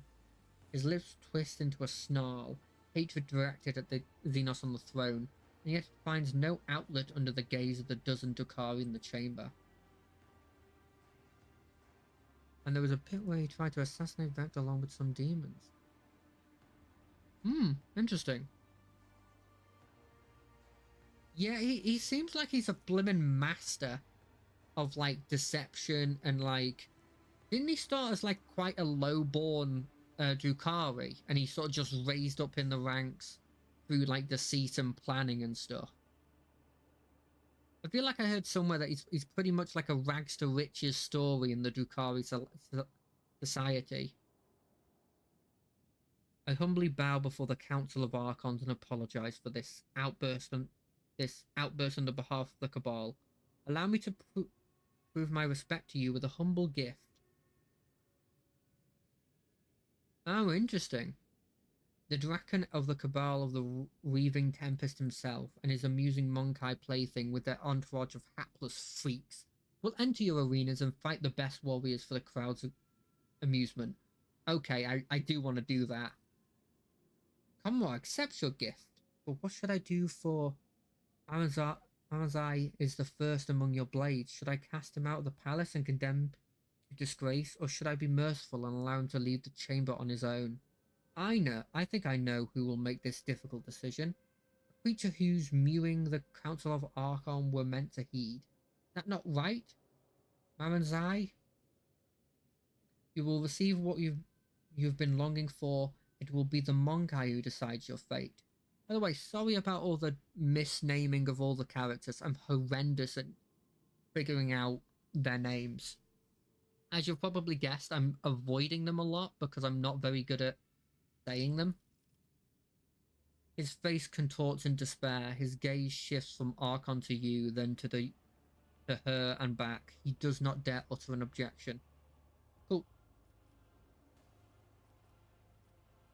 Yeah, he's a worthy opponent. Let him go to the arena himself. Silence! You can choke on your pity. I have no need for it. The Monkai has chosen your fate. Let this be the lesson to you. Lay down your weapon, follow the guards, and may the pity of a lesser being serve as a mark of disgrace, far worse than the wrath the Archons go. Yeah, like, he's a dick, but also, he's kind of like the least dickish Drukhari I've met at this point. And that's like, he's a pretty decent person compared to them. Maybe calling him a decent person is like a bit too far at this point, bearing in mind that he did capture me, but I have a better impression of him than any other Drukhari I've met at this point. Let us return. The Harlequin's laughter interrupts the Archon and echoes under the vaults of the chamber in a resounding baritone, and all the masks upon the marks now stand. The slave of vanity the spire ascends, the thief and traitor cast downward by her hand. Unbeknownst to all, their fate depends upon a lead unseen, a player green. Is that how you treat the hospitality of Komarah? I thought your words were worth more. You insult me by interrupting the trial again. I would not piss off a Harlequin. In one of the books, they canonically, get all the way to the Emperor, just like a group of them, beat a bunch of Custodes, which feels impossible. The Xenos sweeps into a theatrical bow without taking his eyes off of Nazorakai's face. Which, if you think of the other book, where the Custodes beat down like a high fleet of Tyranids, it effectively says that Harlequins could wipe out all the Tyranids if they wanted to. It's insane if you think about it. You Archons speak a just rebuke. In truth, fate's melodies and snarl fantastic have entrapped me here, and when I heard them play, I could not keep my lips from grinning wide. Here comes the hour for shadows to retreat, to where the curtains wait to rise, then the laugh. With no beginning now spread forth the call. That was a very weird scream, because that did not sound like a male scream, and I have the male voice on. That sounded like a female scream, if I'm being honest. Ooh, I took 50 damage. I'm surprised there's just random humans there. I'm also equally surprised that I'm not in an arena. The world is in impenetrable haze of warm pain. You lie motionless. No, you rest in in the murky gloom, slowly dissolving into nothingness. Sometimes your repose is troubled by an unpleasant and persistent tremor, coming from the place where your legs used to be. You do your best to ignore them. Away, you vulture! This is not your prey. A vaguely familiar voice reaches you through the curtain of darkness, but your disembodied thoughts refuse to reveal where and when you have heard it before. Was it just recently, or 100 lifetimes ago? The trembling coming from your legs is replaced with a violent jerking motion, and then it finally stops. Did I miss something? I thought I was going into the arena. Did he get pissed by the Harlequin to the point where he just asked them to kill me? Did I miss that? From the phantasmagorical Goria retreat and deftly seize my merchant vagabond, the puppet master's strings left dangling again rise up to take your place and dance. Spark ignites in the darkness, and its light ruthlessly cuts through the gloom that envelops you. An ugly image of the reality around you awaits your retina. You can feel your body again and realize it's filled with pain. Your shoulder is sore from an injection.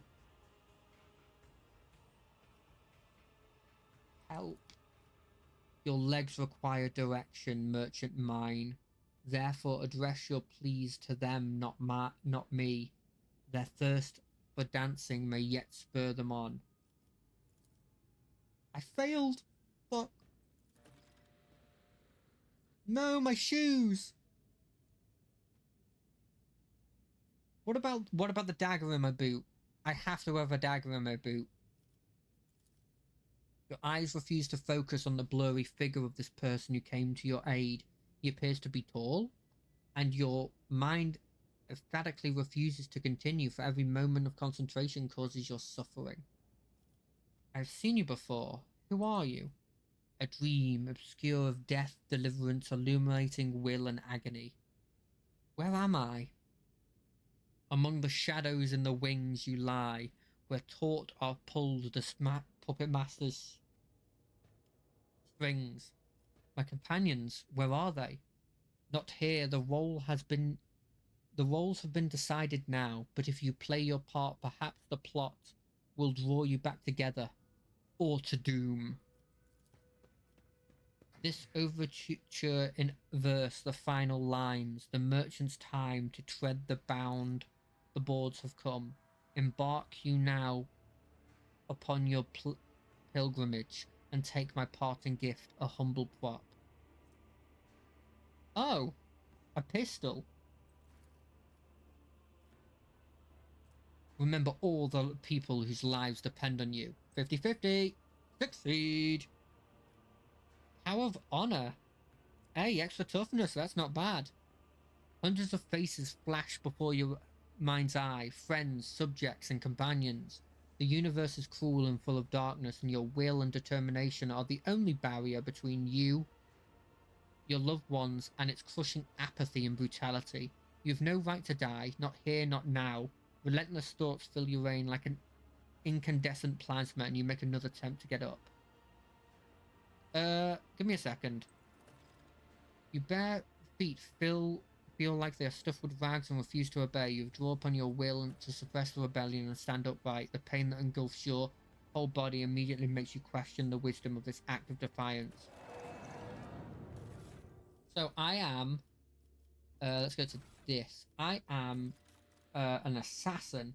Well, I'm a warrior assassin. So let me have a look at this feature I just got. Is it in here? Talents? Would be under like... Is it this? What is this? Then it's not going to be under that. It's not going to be under that. I think it'll be under conviction. That feels like a conviction thing. Is it? No, it's not that. Where would it be?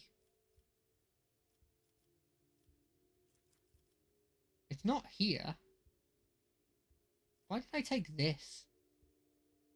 I have no idea why I took this, or if I did take that, or where I got it. Oh no, these are the things I randomly got. Okay, now I understand.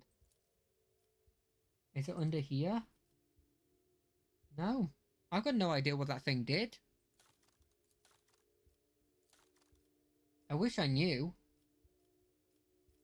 Could you...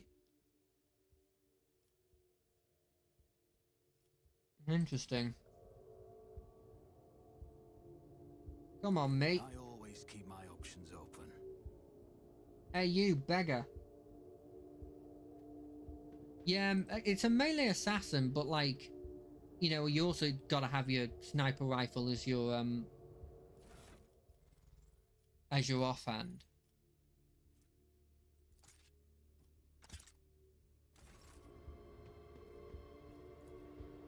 See, I've not been having good...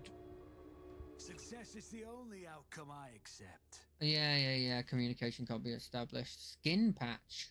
Oh, okay. I haven't been having very good at times using her. At least previously. I'll make sure to return the favor one day. Wait, am I an idiot? Is that... Damn, that is... I thought this would get rid of these. Are these not traumas?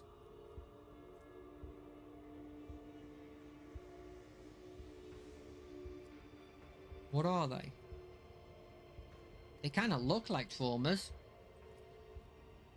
Maybe I got rid of one, but I didn't... Oh, yeah, it's just a permanent...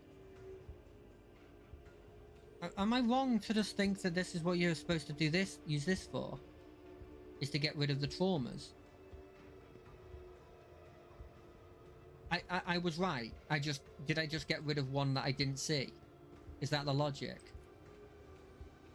Just as Don't worry about it. Cool. I'll ignore it then.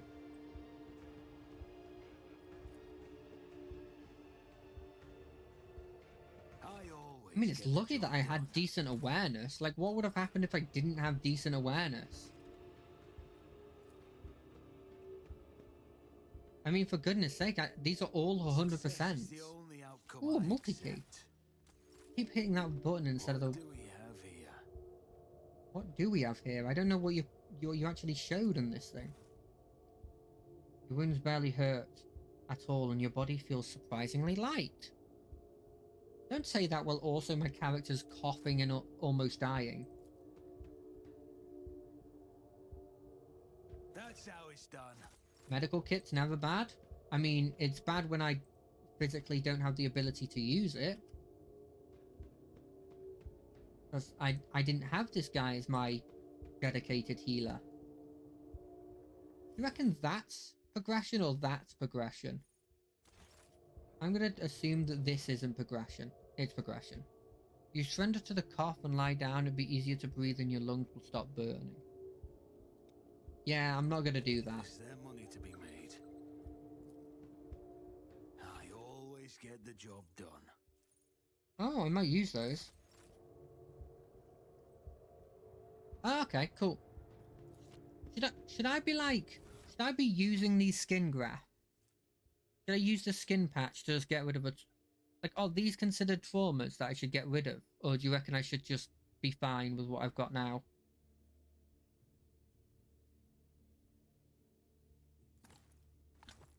I'm going to put these on my list.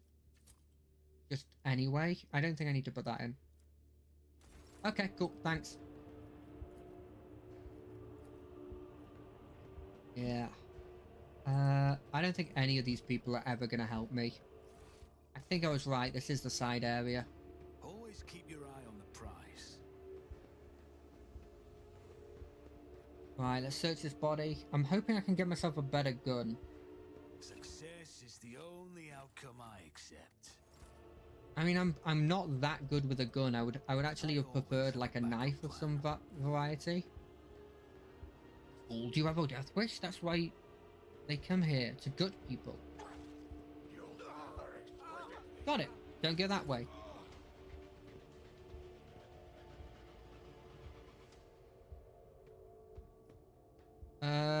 Roll the dice. I won't let it define me. Okay, I got an injury, But, I mean, could be worse.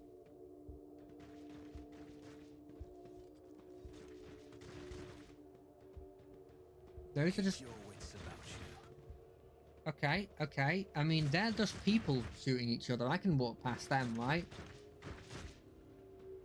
They're not gonna attack me. Let's go into the arena, why not? Get left in the dust. Oh, is this literally how they make you go into the pit? They don't, like, make you fully prepared. They just drop you here and hope you survive long enough to join the gladiatorial pit?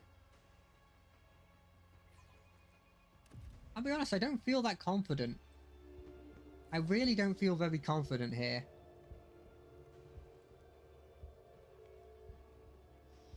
By the way, out of interest, what does that versus thing next to your name mean? Is it like an event that happened or something? Is there money to be made? The den you have found yourself in is filled with heady smoke, and the walls are lined with living shadows. The center of your attention is a snake-like Xenos. Yeah, I met one of those. The Slith, isn't it? He's engaged in conversation with a pale, horrid-looking Drukhari who pays you no mind, much like everyone else in here. Oh, okay, it's like a tournament or something. Not unfamiliar. I've killed one of them. I failed that.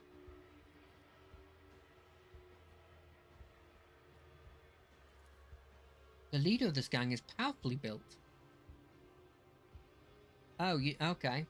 His scaly hide is reinforced with engraved metal in several spots.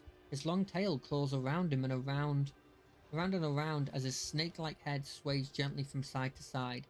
The Xenos is enjoying a state of blissful relaxation. His companion, the Drukhari, is looking at him obsequently. His entire body is adorned with hundreds of embedded steel beads and thousands of red injector marks. Kind of wish that the Tau got the access to use these guys. They're so cool. May we speak? The snake-like Xenos either failed to notice your presence or is simply ignoring you. His iridescent eyelid membrane slides over his eyes, voluntarily shutting them, no doubt a telling look among his kind. Malice wants you to disappear, pathetic whelp.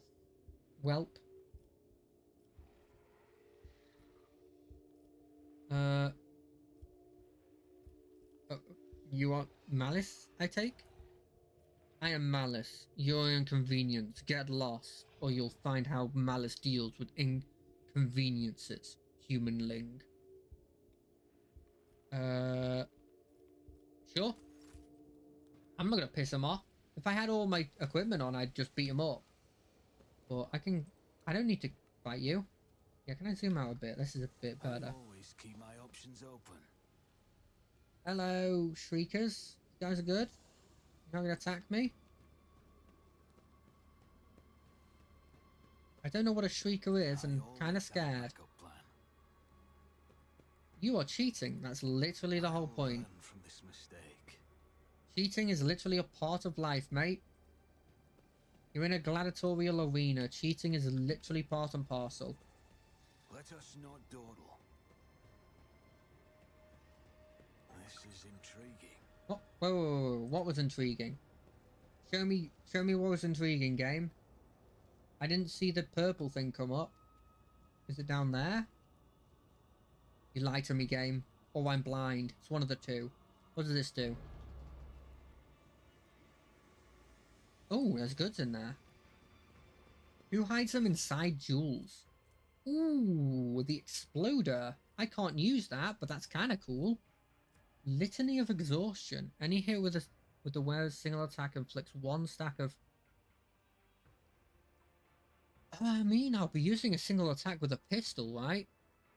Oh, this feels like you've learned the abilities, now figure out how to use them kind of thing. I'm not good at doing that. Rise to the top, or get left in the dust.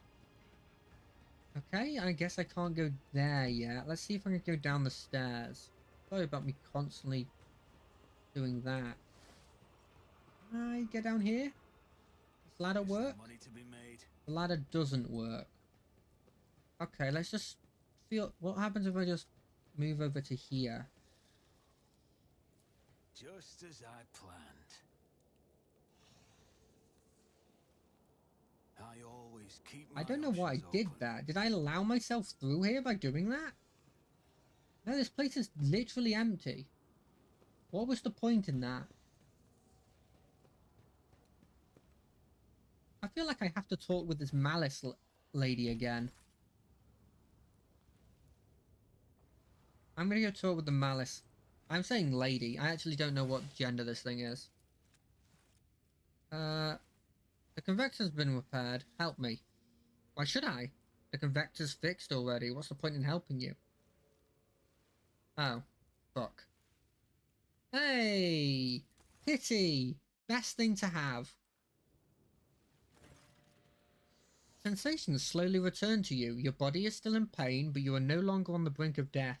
Your wounds have been crudely closed and with metal clamps, and your throat is pocketed with injector tracks, as though you've been wearing a neck pillow of needles. Oh, I hate that imagery. The one who rendered this first aid to you was certainly not a qualified chirurgeon, someone who would typically be permitted to minister to this person of the illustrious Rogue Trader. Looks like you're back with us. I don't know whether to offer my congratulations or commiserations. You know, I don't know what's going to happen in the rest of this, this game, but I have an idea now. I imagine this bit's going to be mostly Comora. And then I'm going to go back and Conrad has just taken over as Rogue Trader, is my guess. Thank you for your help. I do not want your thanks, humanling. You will earn back every stimulant I spent on you. Can I have you in my group? I know I can't because you don't have a picture, but still. As soon as you stand up, you are seized by a strange sense of unreality. It's as if you are still there in the wicked darkness and everything around you is merely a twisted mirage. Doubt seeps into your mind like a poison, sundering its contact with your body. You have to make a deliberate effort to hold on to the thoughts that you are you. What is your mind maggot giving you trouble? I saw it latch onto your spinal cord when you were being patched up. A fat, well-fed grub it was, with lots of teeth. It's dying now. They have a short lifespan, and that means its poison is especially toxic. You'll lose touch with reality time to time. When the mind maggot dies, the final dose of poison will make you think your body is not your body at all, and then your heart will stop beating. Oh. I could have pulled that thing out of you, of course, but I thought, why should I? Consider it a gratitude of your gratitude towards me. Guarantee of your gratitude towards me. When you've earned your healing, I will release you. Or you can reject my generous offer and look for help elsewhere. Have you heard about that humanling that always hangs around the gate to the anatomical opera, gasping for breath and begging the homunculus to save her? She can't breathe normally, even the way she says her name is funny. Jehadara, as if she's about to suffocate. Why did you decide to help me in the end? You're a cocky whelp, but a feeble like all members of your race. Your cockiness has not got you killed yet, which means you must be someone important and you might be useful. I don't... Jay's actually the lowest level person in my party. I don't know if I want her, but oh well. I mean, I do want her. I like her character. But you know what I mean. What do you want from me? Go kill for me. Go into the mangled sector and find a freak called the Commissar. One of your kind, and spill his guts for me. Do that and you will earn my favour, and in the chasm, that counts for a lot. She is really. I need to level her up though, because I haven't been using her, so she's not leveled up. I mean, I'm going to need a more serious weapon. Prove that you're useful for first. Do this, and Malice will see that you have decent toys to play with. Not before. In the meantime, you can pick something out of the junk pile. Why do you want me to do it? No. Who is the commissar? A prisoner of the Drukhari who thinks too highly of himself. Instead of dying in the arena without any fuss, he's hiding, gathering other slaves of your race around you and making pathetic plans to get his revenge. And many of your kind are listening to him. See how few humanling shriekers there are? They used to all come to me, and now they listen to the commissar and no longer come. Why do you want me to do it? I don't want to drag my whole gang into the Mangled sector. This place will kill off 3 times more fighters than the Commissar's crew will. That means I will not need to send in an assassin. The Commissar's fighters know my Shriekers, but nobody knows you. And besides, you don't have a choice, which means you'll see it through to the end. An off-putting name. An off-putting place. Fair enough. It's the base of the spire in which we live. Commonwealth is stitched together from scraps of various dimensions. And in the Mangled sector, the seams are starting to rip. Base is colliding in on itself, and entropic radiation is off the scale, spreading all kinds of abominations. And the sector itself is slowly but surely turning into nothing. Yeah, I've got Cassia, I've got Ablard, I've got I don't have Pascal, I guess, because he wasn't in the group. Oh, that's an oversight. I like Pascal. I've got... Who else do I have? I have, obviously, Argenta. She's in the group. And then I've got the Eldari, and I think that's it. I think that's everyone. Someone hinged Humanling went there recently. What did they call him? Versian. He was old but strong and not too... Yes, I get Ablard back! You'd have to be insane to set foot in that place like that. Insane or an outcast, like the Commissar hiding from the hunt, or you. Sure. Sure. Whether I actually do it is a whole other situation. If the Commissar actually has a chance of dealing with you, you're dead. You're dead, mate.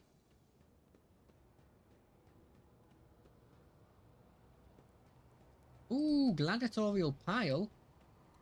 Any good weapon? Oh, there's tons of good weapons. I'll take the great sword.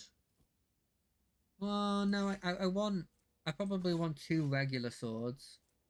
I'll take the medium armor. What's the difference between these?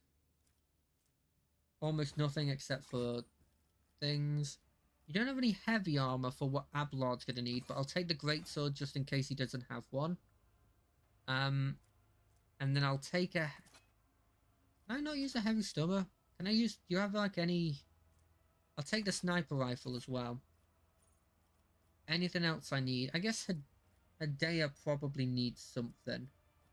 So I'll take a las gun just in case. And... Will she need medium armor? I'll just collect it all. So... Boop. Boop. And then we'll put the sniper rifle for now in this spot. Yeah, I can't use it, but I don't have the strength, but I could probably put it on somebody. Actually, a lot of my ranged combatants don't have a very high strength.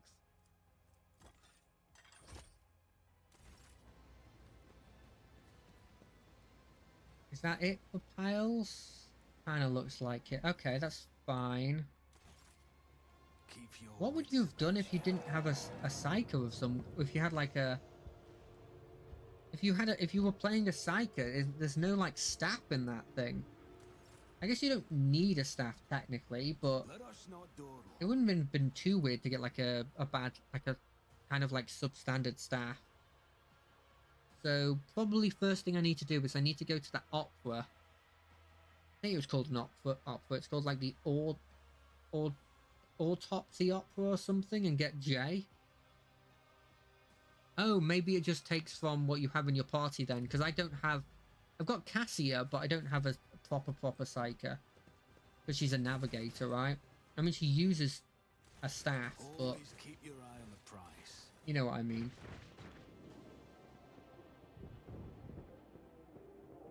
What? Am I gonna have to keep dealing with these bits of, like, horrendousness that... Always have a backup plan. Where would it be that portal, you reckon? Oh, whoa, whoa, whoa, whoa, whoa, go back. That beggar's got some stuff.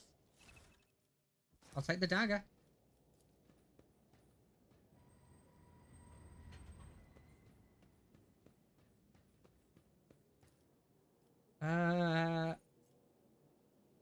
I mean, I can try. I actually don't have my tech use person with me because obviously it was Pascal. I'm really annoyed that I should have checked before going in so that I'd have Pascal. I'm gonna have severe lack of tech use in this now. I won't let it define me. I mean, I'd like it if I could see through here. I need to get to the Autopsy Opera, if I possible. How about this? Failure is just a temporary setback. Never mind, these are horrendous. Why am I doing it? That's the arena. I don't think I want to go to the arena. I forgot that every fail just lowers my stats. Can I get rid of those? Are those traumas? I hope so. If not, I've screwed my... I doubt I'm going to get near to a blimmin'... Wait, am I going backwards now? Always keep your eye on the prize.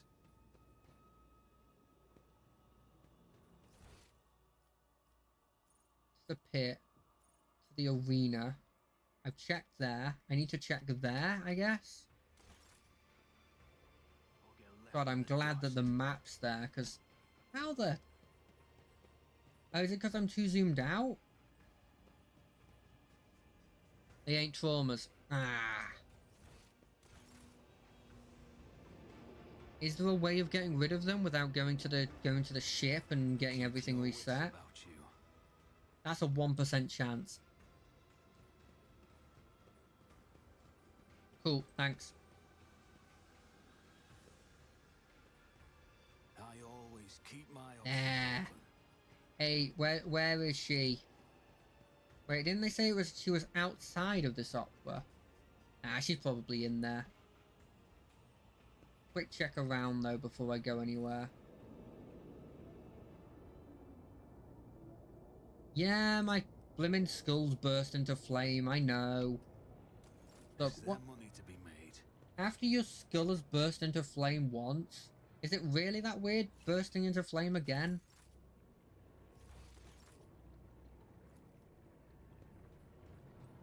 Oh, I can loot that bike. Always keep your eye on the Okay, prize. she's probably in here. Let's go see an opera. Damn, okay, I can't go see her. I hate that sound. So, resistance fighters.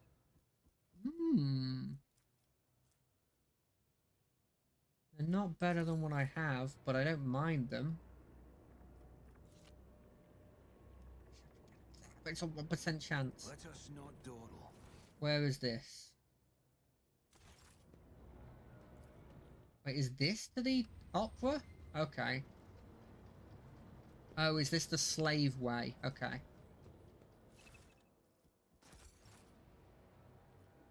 Well, that's a bit mean. Ugly beggar? Rise to the top, or There's get no need to left go in the that way. dust.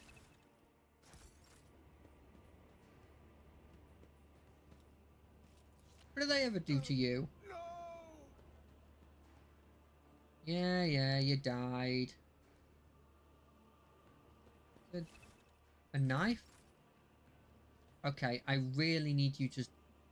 I don't want you to stop showing me tutorials, but I need you to stop showing me that tutorial. I understand that I've lost contact with the flagship. Wait, where am I? Mangled sector. Where's that? That back to where I was. Oh, Mangled sector. Yeah, got it. I need to find Jay, and I'm assuming she's here. How have I got a 1% chance of doing a shoot the corpse That doesn't feel right. Even if I've lowered it by 30, I shouldn't have a 1% chance of shooting that corpse.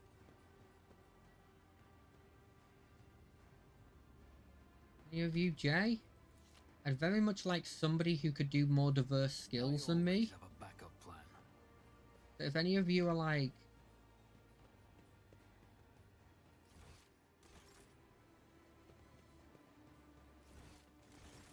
Is there money to be made? I've just gone in a circle. Okay. So this one was wrong? It lied to me? Always keep your eye on the prize. You know what this reminds me of? I don't know if anyone's played it, but there was a game made by this same company, a Pathfinder game. I think it's called, the one I'm talking about is called like Wrath of the Righteous.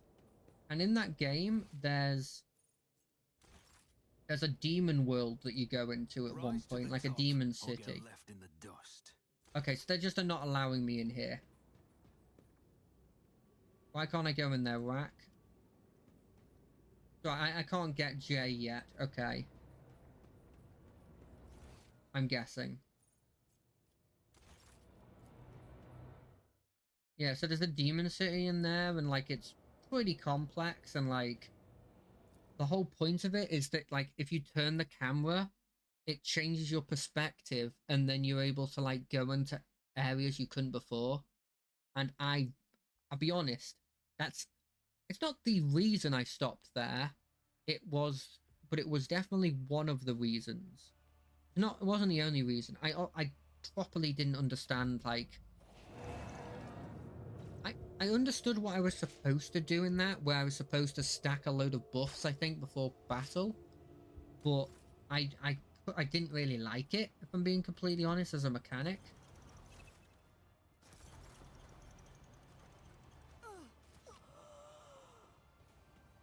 Okay, I mean, it was also a bit too complex for me, if I'm being completely honest. It got to a point in the in the game where I didn't really understand what I was picking, and at one point I feel like I fought somebody, I think it was in the arena on that place, Keep and your wits about you. and it was like a single person, and I summoned like, it was me, my whole group, and I summoned a bunch of angels, and I think we did like no damage to them. Because obviously there must have been like a rule or something I was completely missing. I always keep my options open. Yeah, I'll examine the court.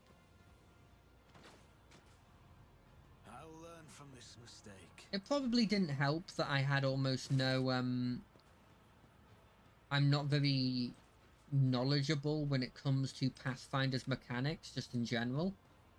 You know, the TTRPG itself.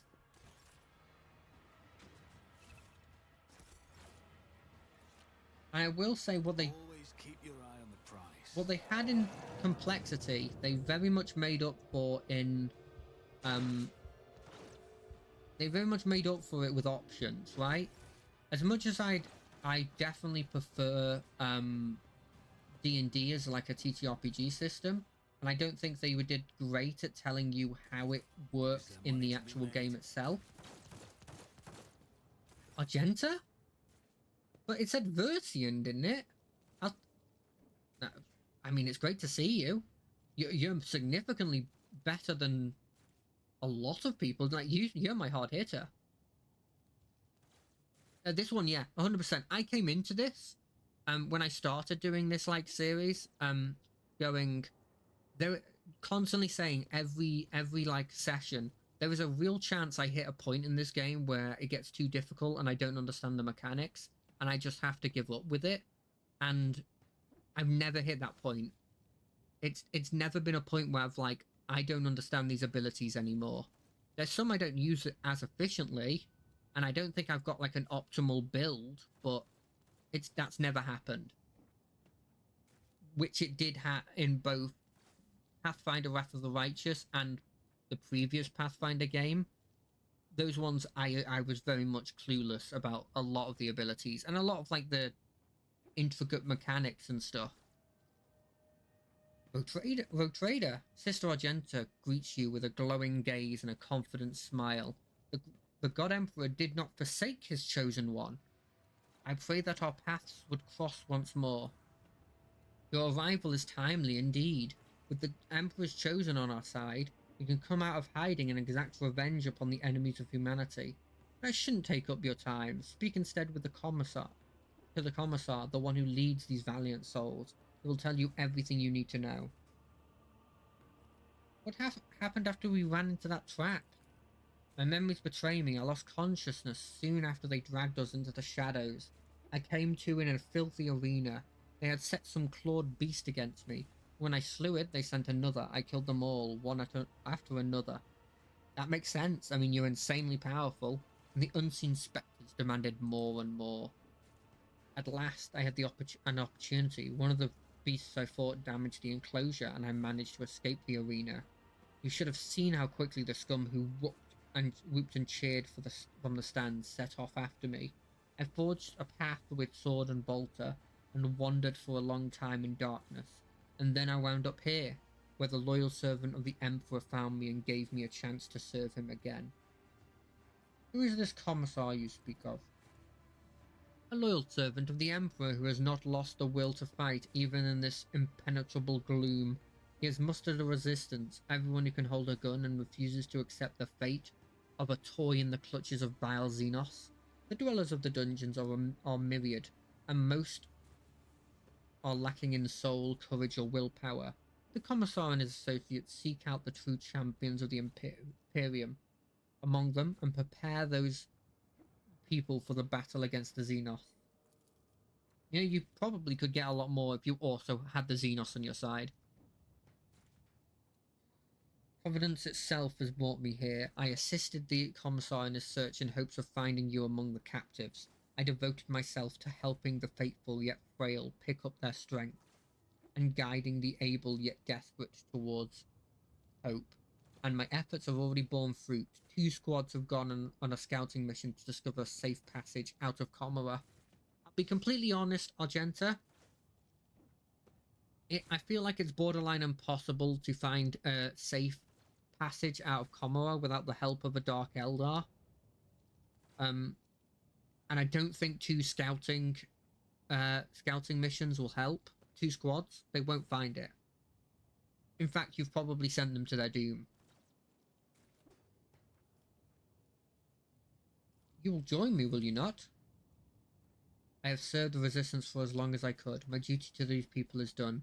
It is high time I rejoin you and pursue my original mission. But first, allow me to offer a few final words of guidance to the flock. Servant of the Emperor, children of humanity, be strong in your resolve and pure in your faith, for our deliverance is at hand. Steel your hearts, for a great trial lies ahead of us, but the reward for passing it is freedom. Yeah, honestly, I wouldn't be surprised if most Drukhari don't even know their way around this place themselves. I imagine maybe Vect is the only one that knows this place, like Vect, or maybe some of the I forget what they're called, but like some of the older like residents, some of the people that have been around since literally the fall of the Eldari. The ones that do all the blooming shape-changing stuff. They might know every intricate part of it, but they're constantly merging dimensions into this place. Hey, Argenta, do you have all your stuff?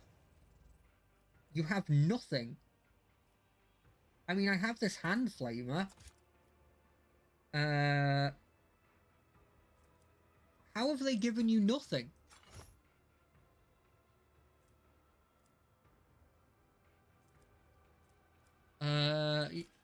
Use this as well. Why not? You probably need a melee weapon as well. Okay, where is this Commissar that we're talking about? Oh, he's there. Cool. I'm gonna go loot. And I'd very much like my bolter back. If you have a bolter I can get. Well, I don't care about cargo. I'd very much like it if you had really cool things for me. 26 rations. I don't need that.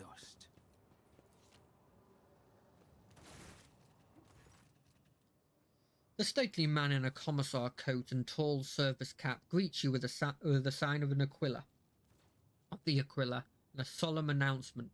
Another loyal servant of the throne has found its way to us through the confounded catacombs. Fear not, approach. If you have faith in the Emperor, then you will find only allies here. Greetings, are you the commissar? Yes, I have the honor of serving the God Emperor as a bearer of the honorable station. I'd love it if this guy isn't a commissar and just found the suit and was like, I need to be a commissar to get people to unite under me. That would be hilarious. Malice sent me for your head. However, I have no desire to cause you harm. Actually, no, first, I require medical assistance. You do not look too badly injured, and we are suffering from a... Okay, sure. I'm a rogue trader, you know. Who are you? Commissar Ikoa Sudney. But my brothers and sisters in arms prefer to call me the Commissar. I was assigned to a regiment of the Hentai. I'm not going to be able to say that. And fought in the battle for the world of Hemalt Secundus, where I was wounded and taken prisoner while unconscious. Having recovered from my wounds, I carry on fighting the wicked Xenos as the head of the local resistance cell, which I have founded. Local resistance cell, implying there is a bigger resistance? My valorous comrades and I sabotage the enemy's activities while we devise our plan of escape.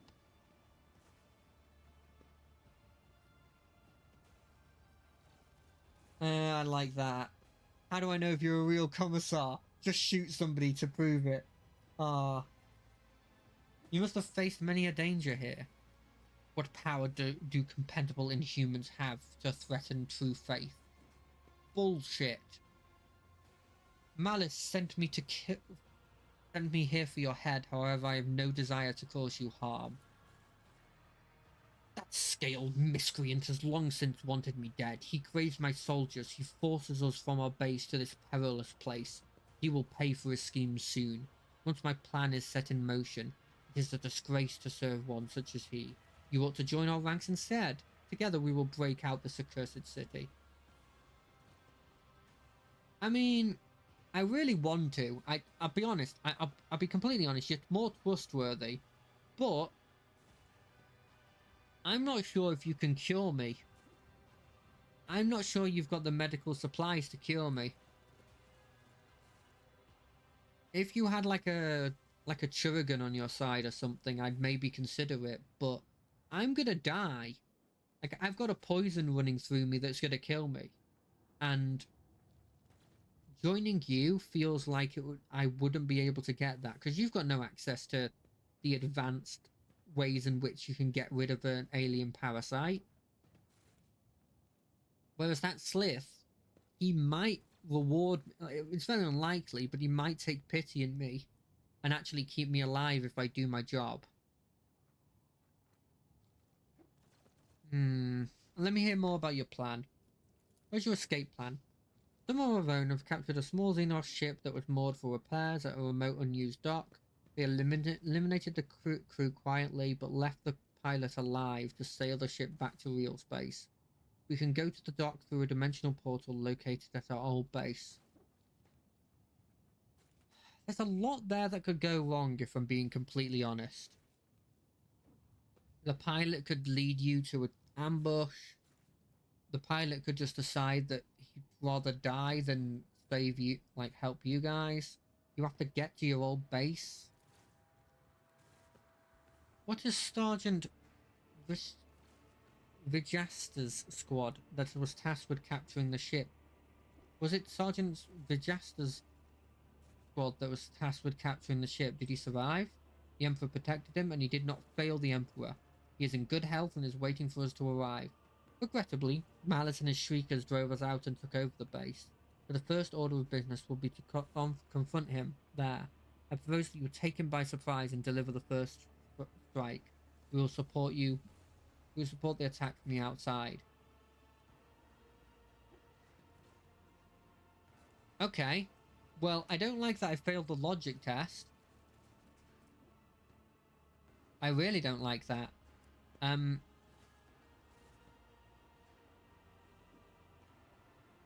But innately, that plan feels like you're just making it up so that I have to do it.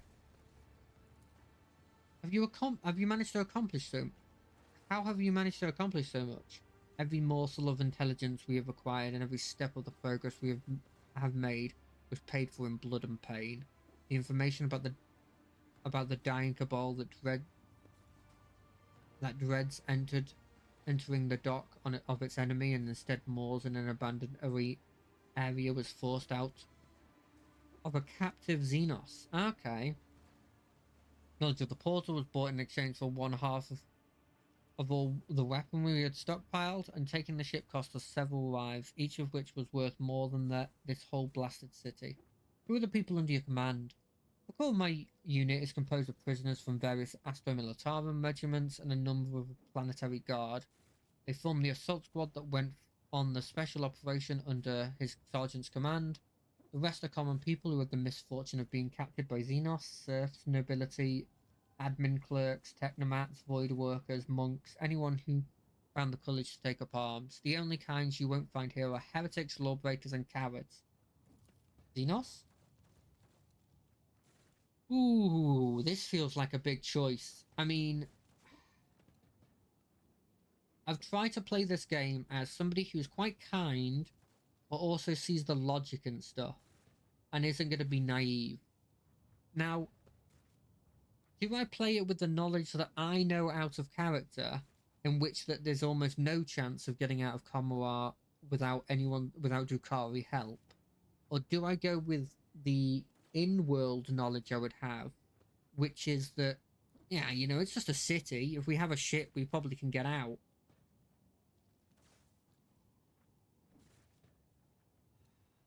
Argenta would also be really mad at me if I fought this guy. I'm convincing myself to just join him, aren't I? I'll join you.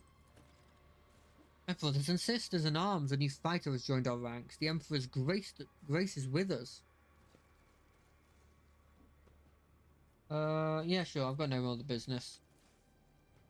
Well, I'm gonna regret that, if I'm being completely honest. No, I'm too bad. I'm too down on myself. I'm not gonna regret it. That's insane, by the way. Not gonna regret it. It's my decision. I've made it, and at the end of the day, that's the thing I've decided to do. No regrets. Keep your wits about you. I'm just gonna hope there isn't a failsafe in this where it's like, you chose the option where you just don't get access to any blimmin'. I'll take it. I won't let it define me. Okay. That's fine. I always have a backup. You've chosen the option where you chose none of the ones that allowed you to blimmin' get the poison removed. So your character canonically just dies. Well, I mean, there's no point in blowing that up.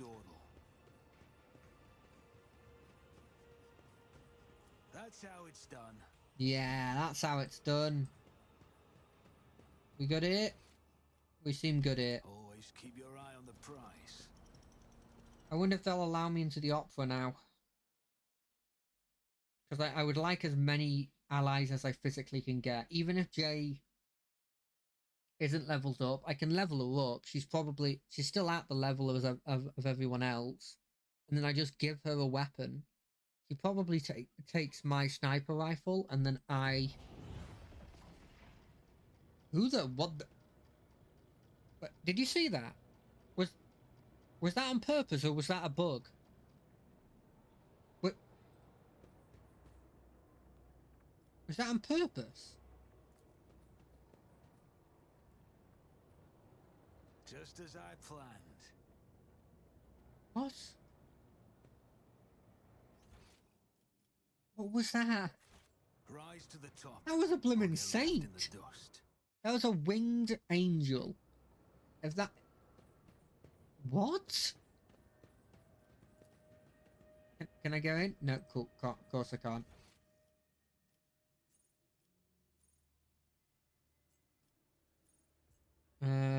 The pit is where I want to go. That's the next mission, I think. Saved Ablard from the mangled sector. I was just there, wasn't I? I didn't see him. That's the mangled sector. That's the mangled sector, right? I've got to go back. If I've missed my front line, I have to go back to get him. I've got a feeling that I didn't miss it and it was something... I feel like Argenta would have mentioned if Ablard was here, or Ablard, or... I always call him Ablard, but I actually don't think it's Ablard, it's like... Ablard or something.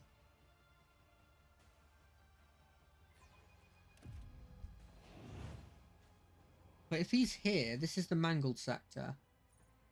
No, I checked all of here. There's no way he's here.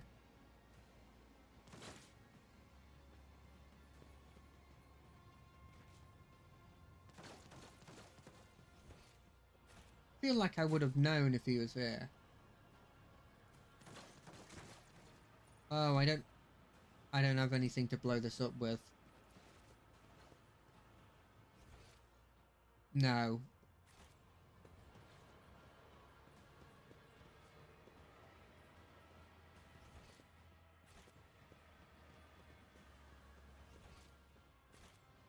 Is there money to be made?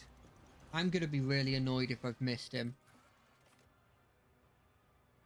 I don't think I can take the Shriekers on my own. Let us not dawdle. I guess maybe Argenta can beat the Shriekers. No, because she doesn't have the burst. There's no burst weapon that I can get for her. She needs a weapon that can use burst and single target to get the full use of her abilities. You know what? Do I have a weapon that can do burst and single target? But a lasgun would work. Would it work? Let's try it out.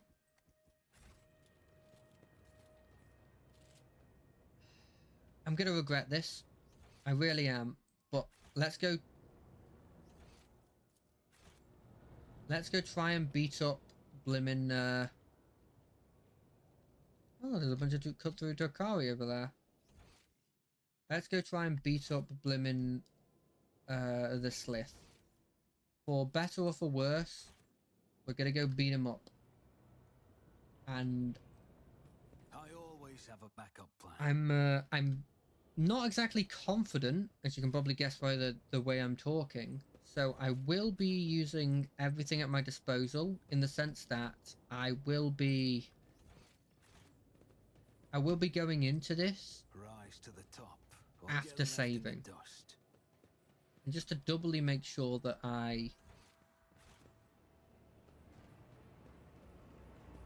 this is the arena. I don't think I'm supposed to go into the arena.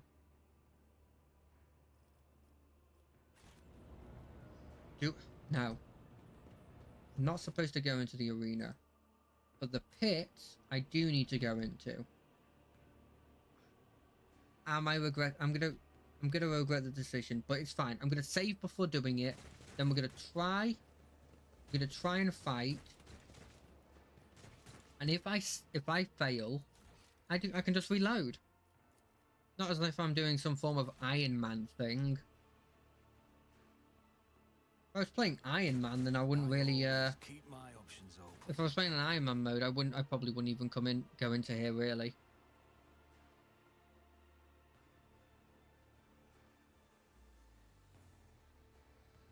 I would have gotten more weaponry before doing this. I didn't get Argenta and I got if I got like Ablard instead of Argenta, I probably wouldn't have taken this as a possibility.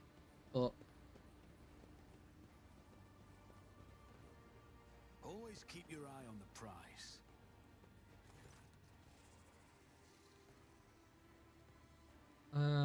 If I'm to kill the commissar, I will require decent equipment. Okay. The commissar says hello. You will beg for mercy. Why did I get so close? None. I'm just gonna die in one attack. I mean, let's try it out. Faced worse than Okay, this. that's bad. I'm gonna regret this already. Oh, great meeting you too, honestly. It was nice having somebody in the chat, honest. It was really nice having someone in the chat. Yeah, same to you. See you around. How bad is this gonna be? Oh, I have no chance. I have no chance here. What am I doing? Guided by faith.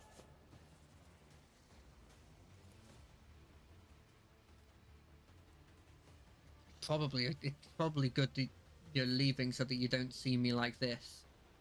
You don't see me significantly lose. You'd have this impression of me being actually very good at this game.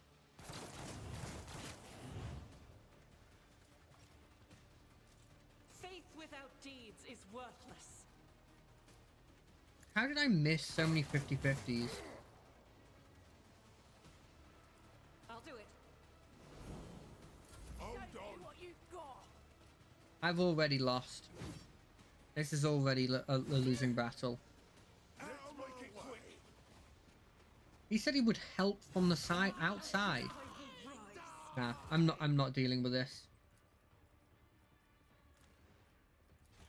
I'm not I know that I'm not up for that at this point then.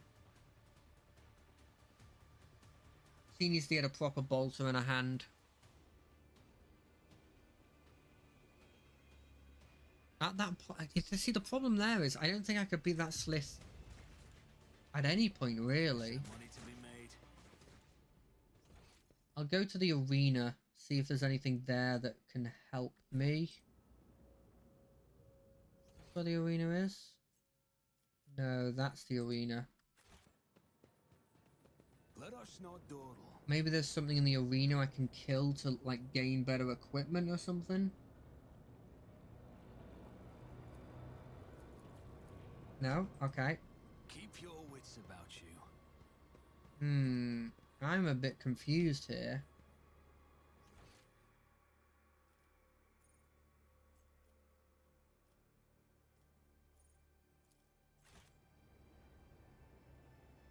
A bit confused of what to do in this situation. So I'm going to do the same thing I always do in these situations when I've got no idea what to do, which is to, first off, collect all the loot, because, you know, loot can always make it better. I always keep my options open. Secondly, what I'm going to do is, I'm convinced that they don't want me to actually do that right now. Instead, what they want me to do is, they want me I always have to a backup plan. have at least those two other companions before going into that fight. Because the amount of damage I'm doing there is incredibly small. At the end of the day, half of my abilities are coming from my tankiness, my ability to dodge, my damage. All of that comes from the equipment that I was wearing. So I will have to figure out how to put on my Is there guy money to again. be made? I wonder if this guy can give me better weapons. Let's go talk with the commissar again.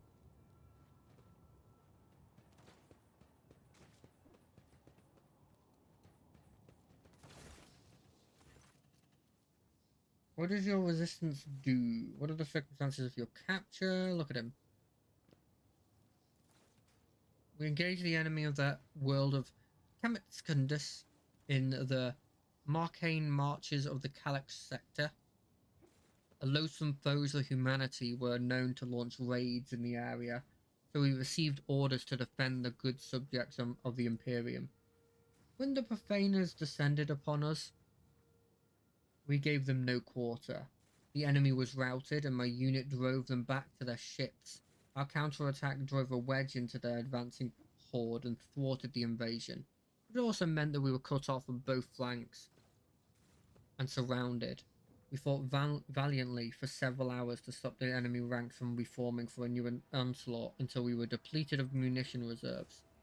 By the time our superior officers had already fallen, so I led a bayonet charge.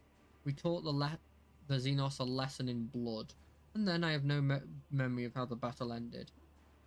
I came to consciousness in this foul place, disarmed and on the verge of death. I thought I'd die, but it's not yet time for the Emperor to release me from his service.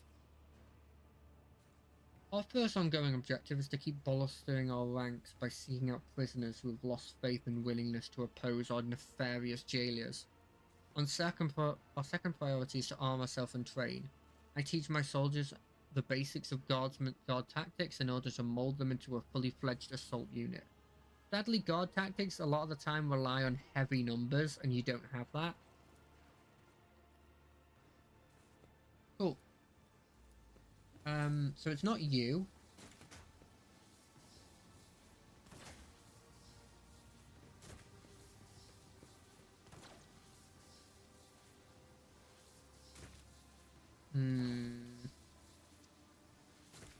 Always keep your eye on the So it prize. says that he's here, but I don't see him.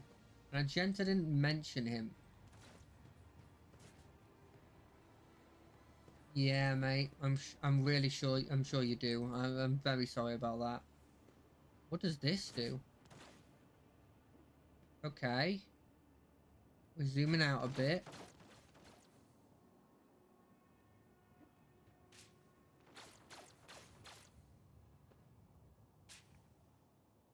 Yeah. Cool. Keep your wits about you. This place. I mean, there's not many bits to this area, so I'm not really sure. And they wouldn't hide him. So if he's here, then I've Rise to the top of the obviously left of the missed dust. something. Huh. Well, I mean, this is probably as good as anywhere to start. Next time, it will just be me effectively coming into it with a fresh mind, trying to figure out what specifically I need to do. And then when I do, hopefully we can have a bit more people in from this mission here. Hopefully we can get Jay. Hopefully we can get Ablard. Make our way. Wait, is this the chasm? Not the chasm. Is he in the blimmin' area then? Anyway, we can make our way, do this one. And then, hopefully, we can advance the story a bit more. Anyway, that'll be all for me. I hope you like this. We'll continue next week with more of this. It's an interesting direction that I didn't actually expect them to go into, but I'm not against it. I kind of like it. More stuff that isn't chaos is always my jam, because as much as I like chaos, I do think it gets a bit overdone, and I'd love to see more Xenos get more of a spotlight, because the more spotlight other Xenos get, maybe the more models they get, because they get more popular. Anyway, that'll be it for me. It's been very nice to have somebody in the chat to talk to. Hopefully that's a sign for things to come. But anyway, I'll be seeing you. Bye.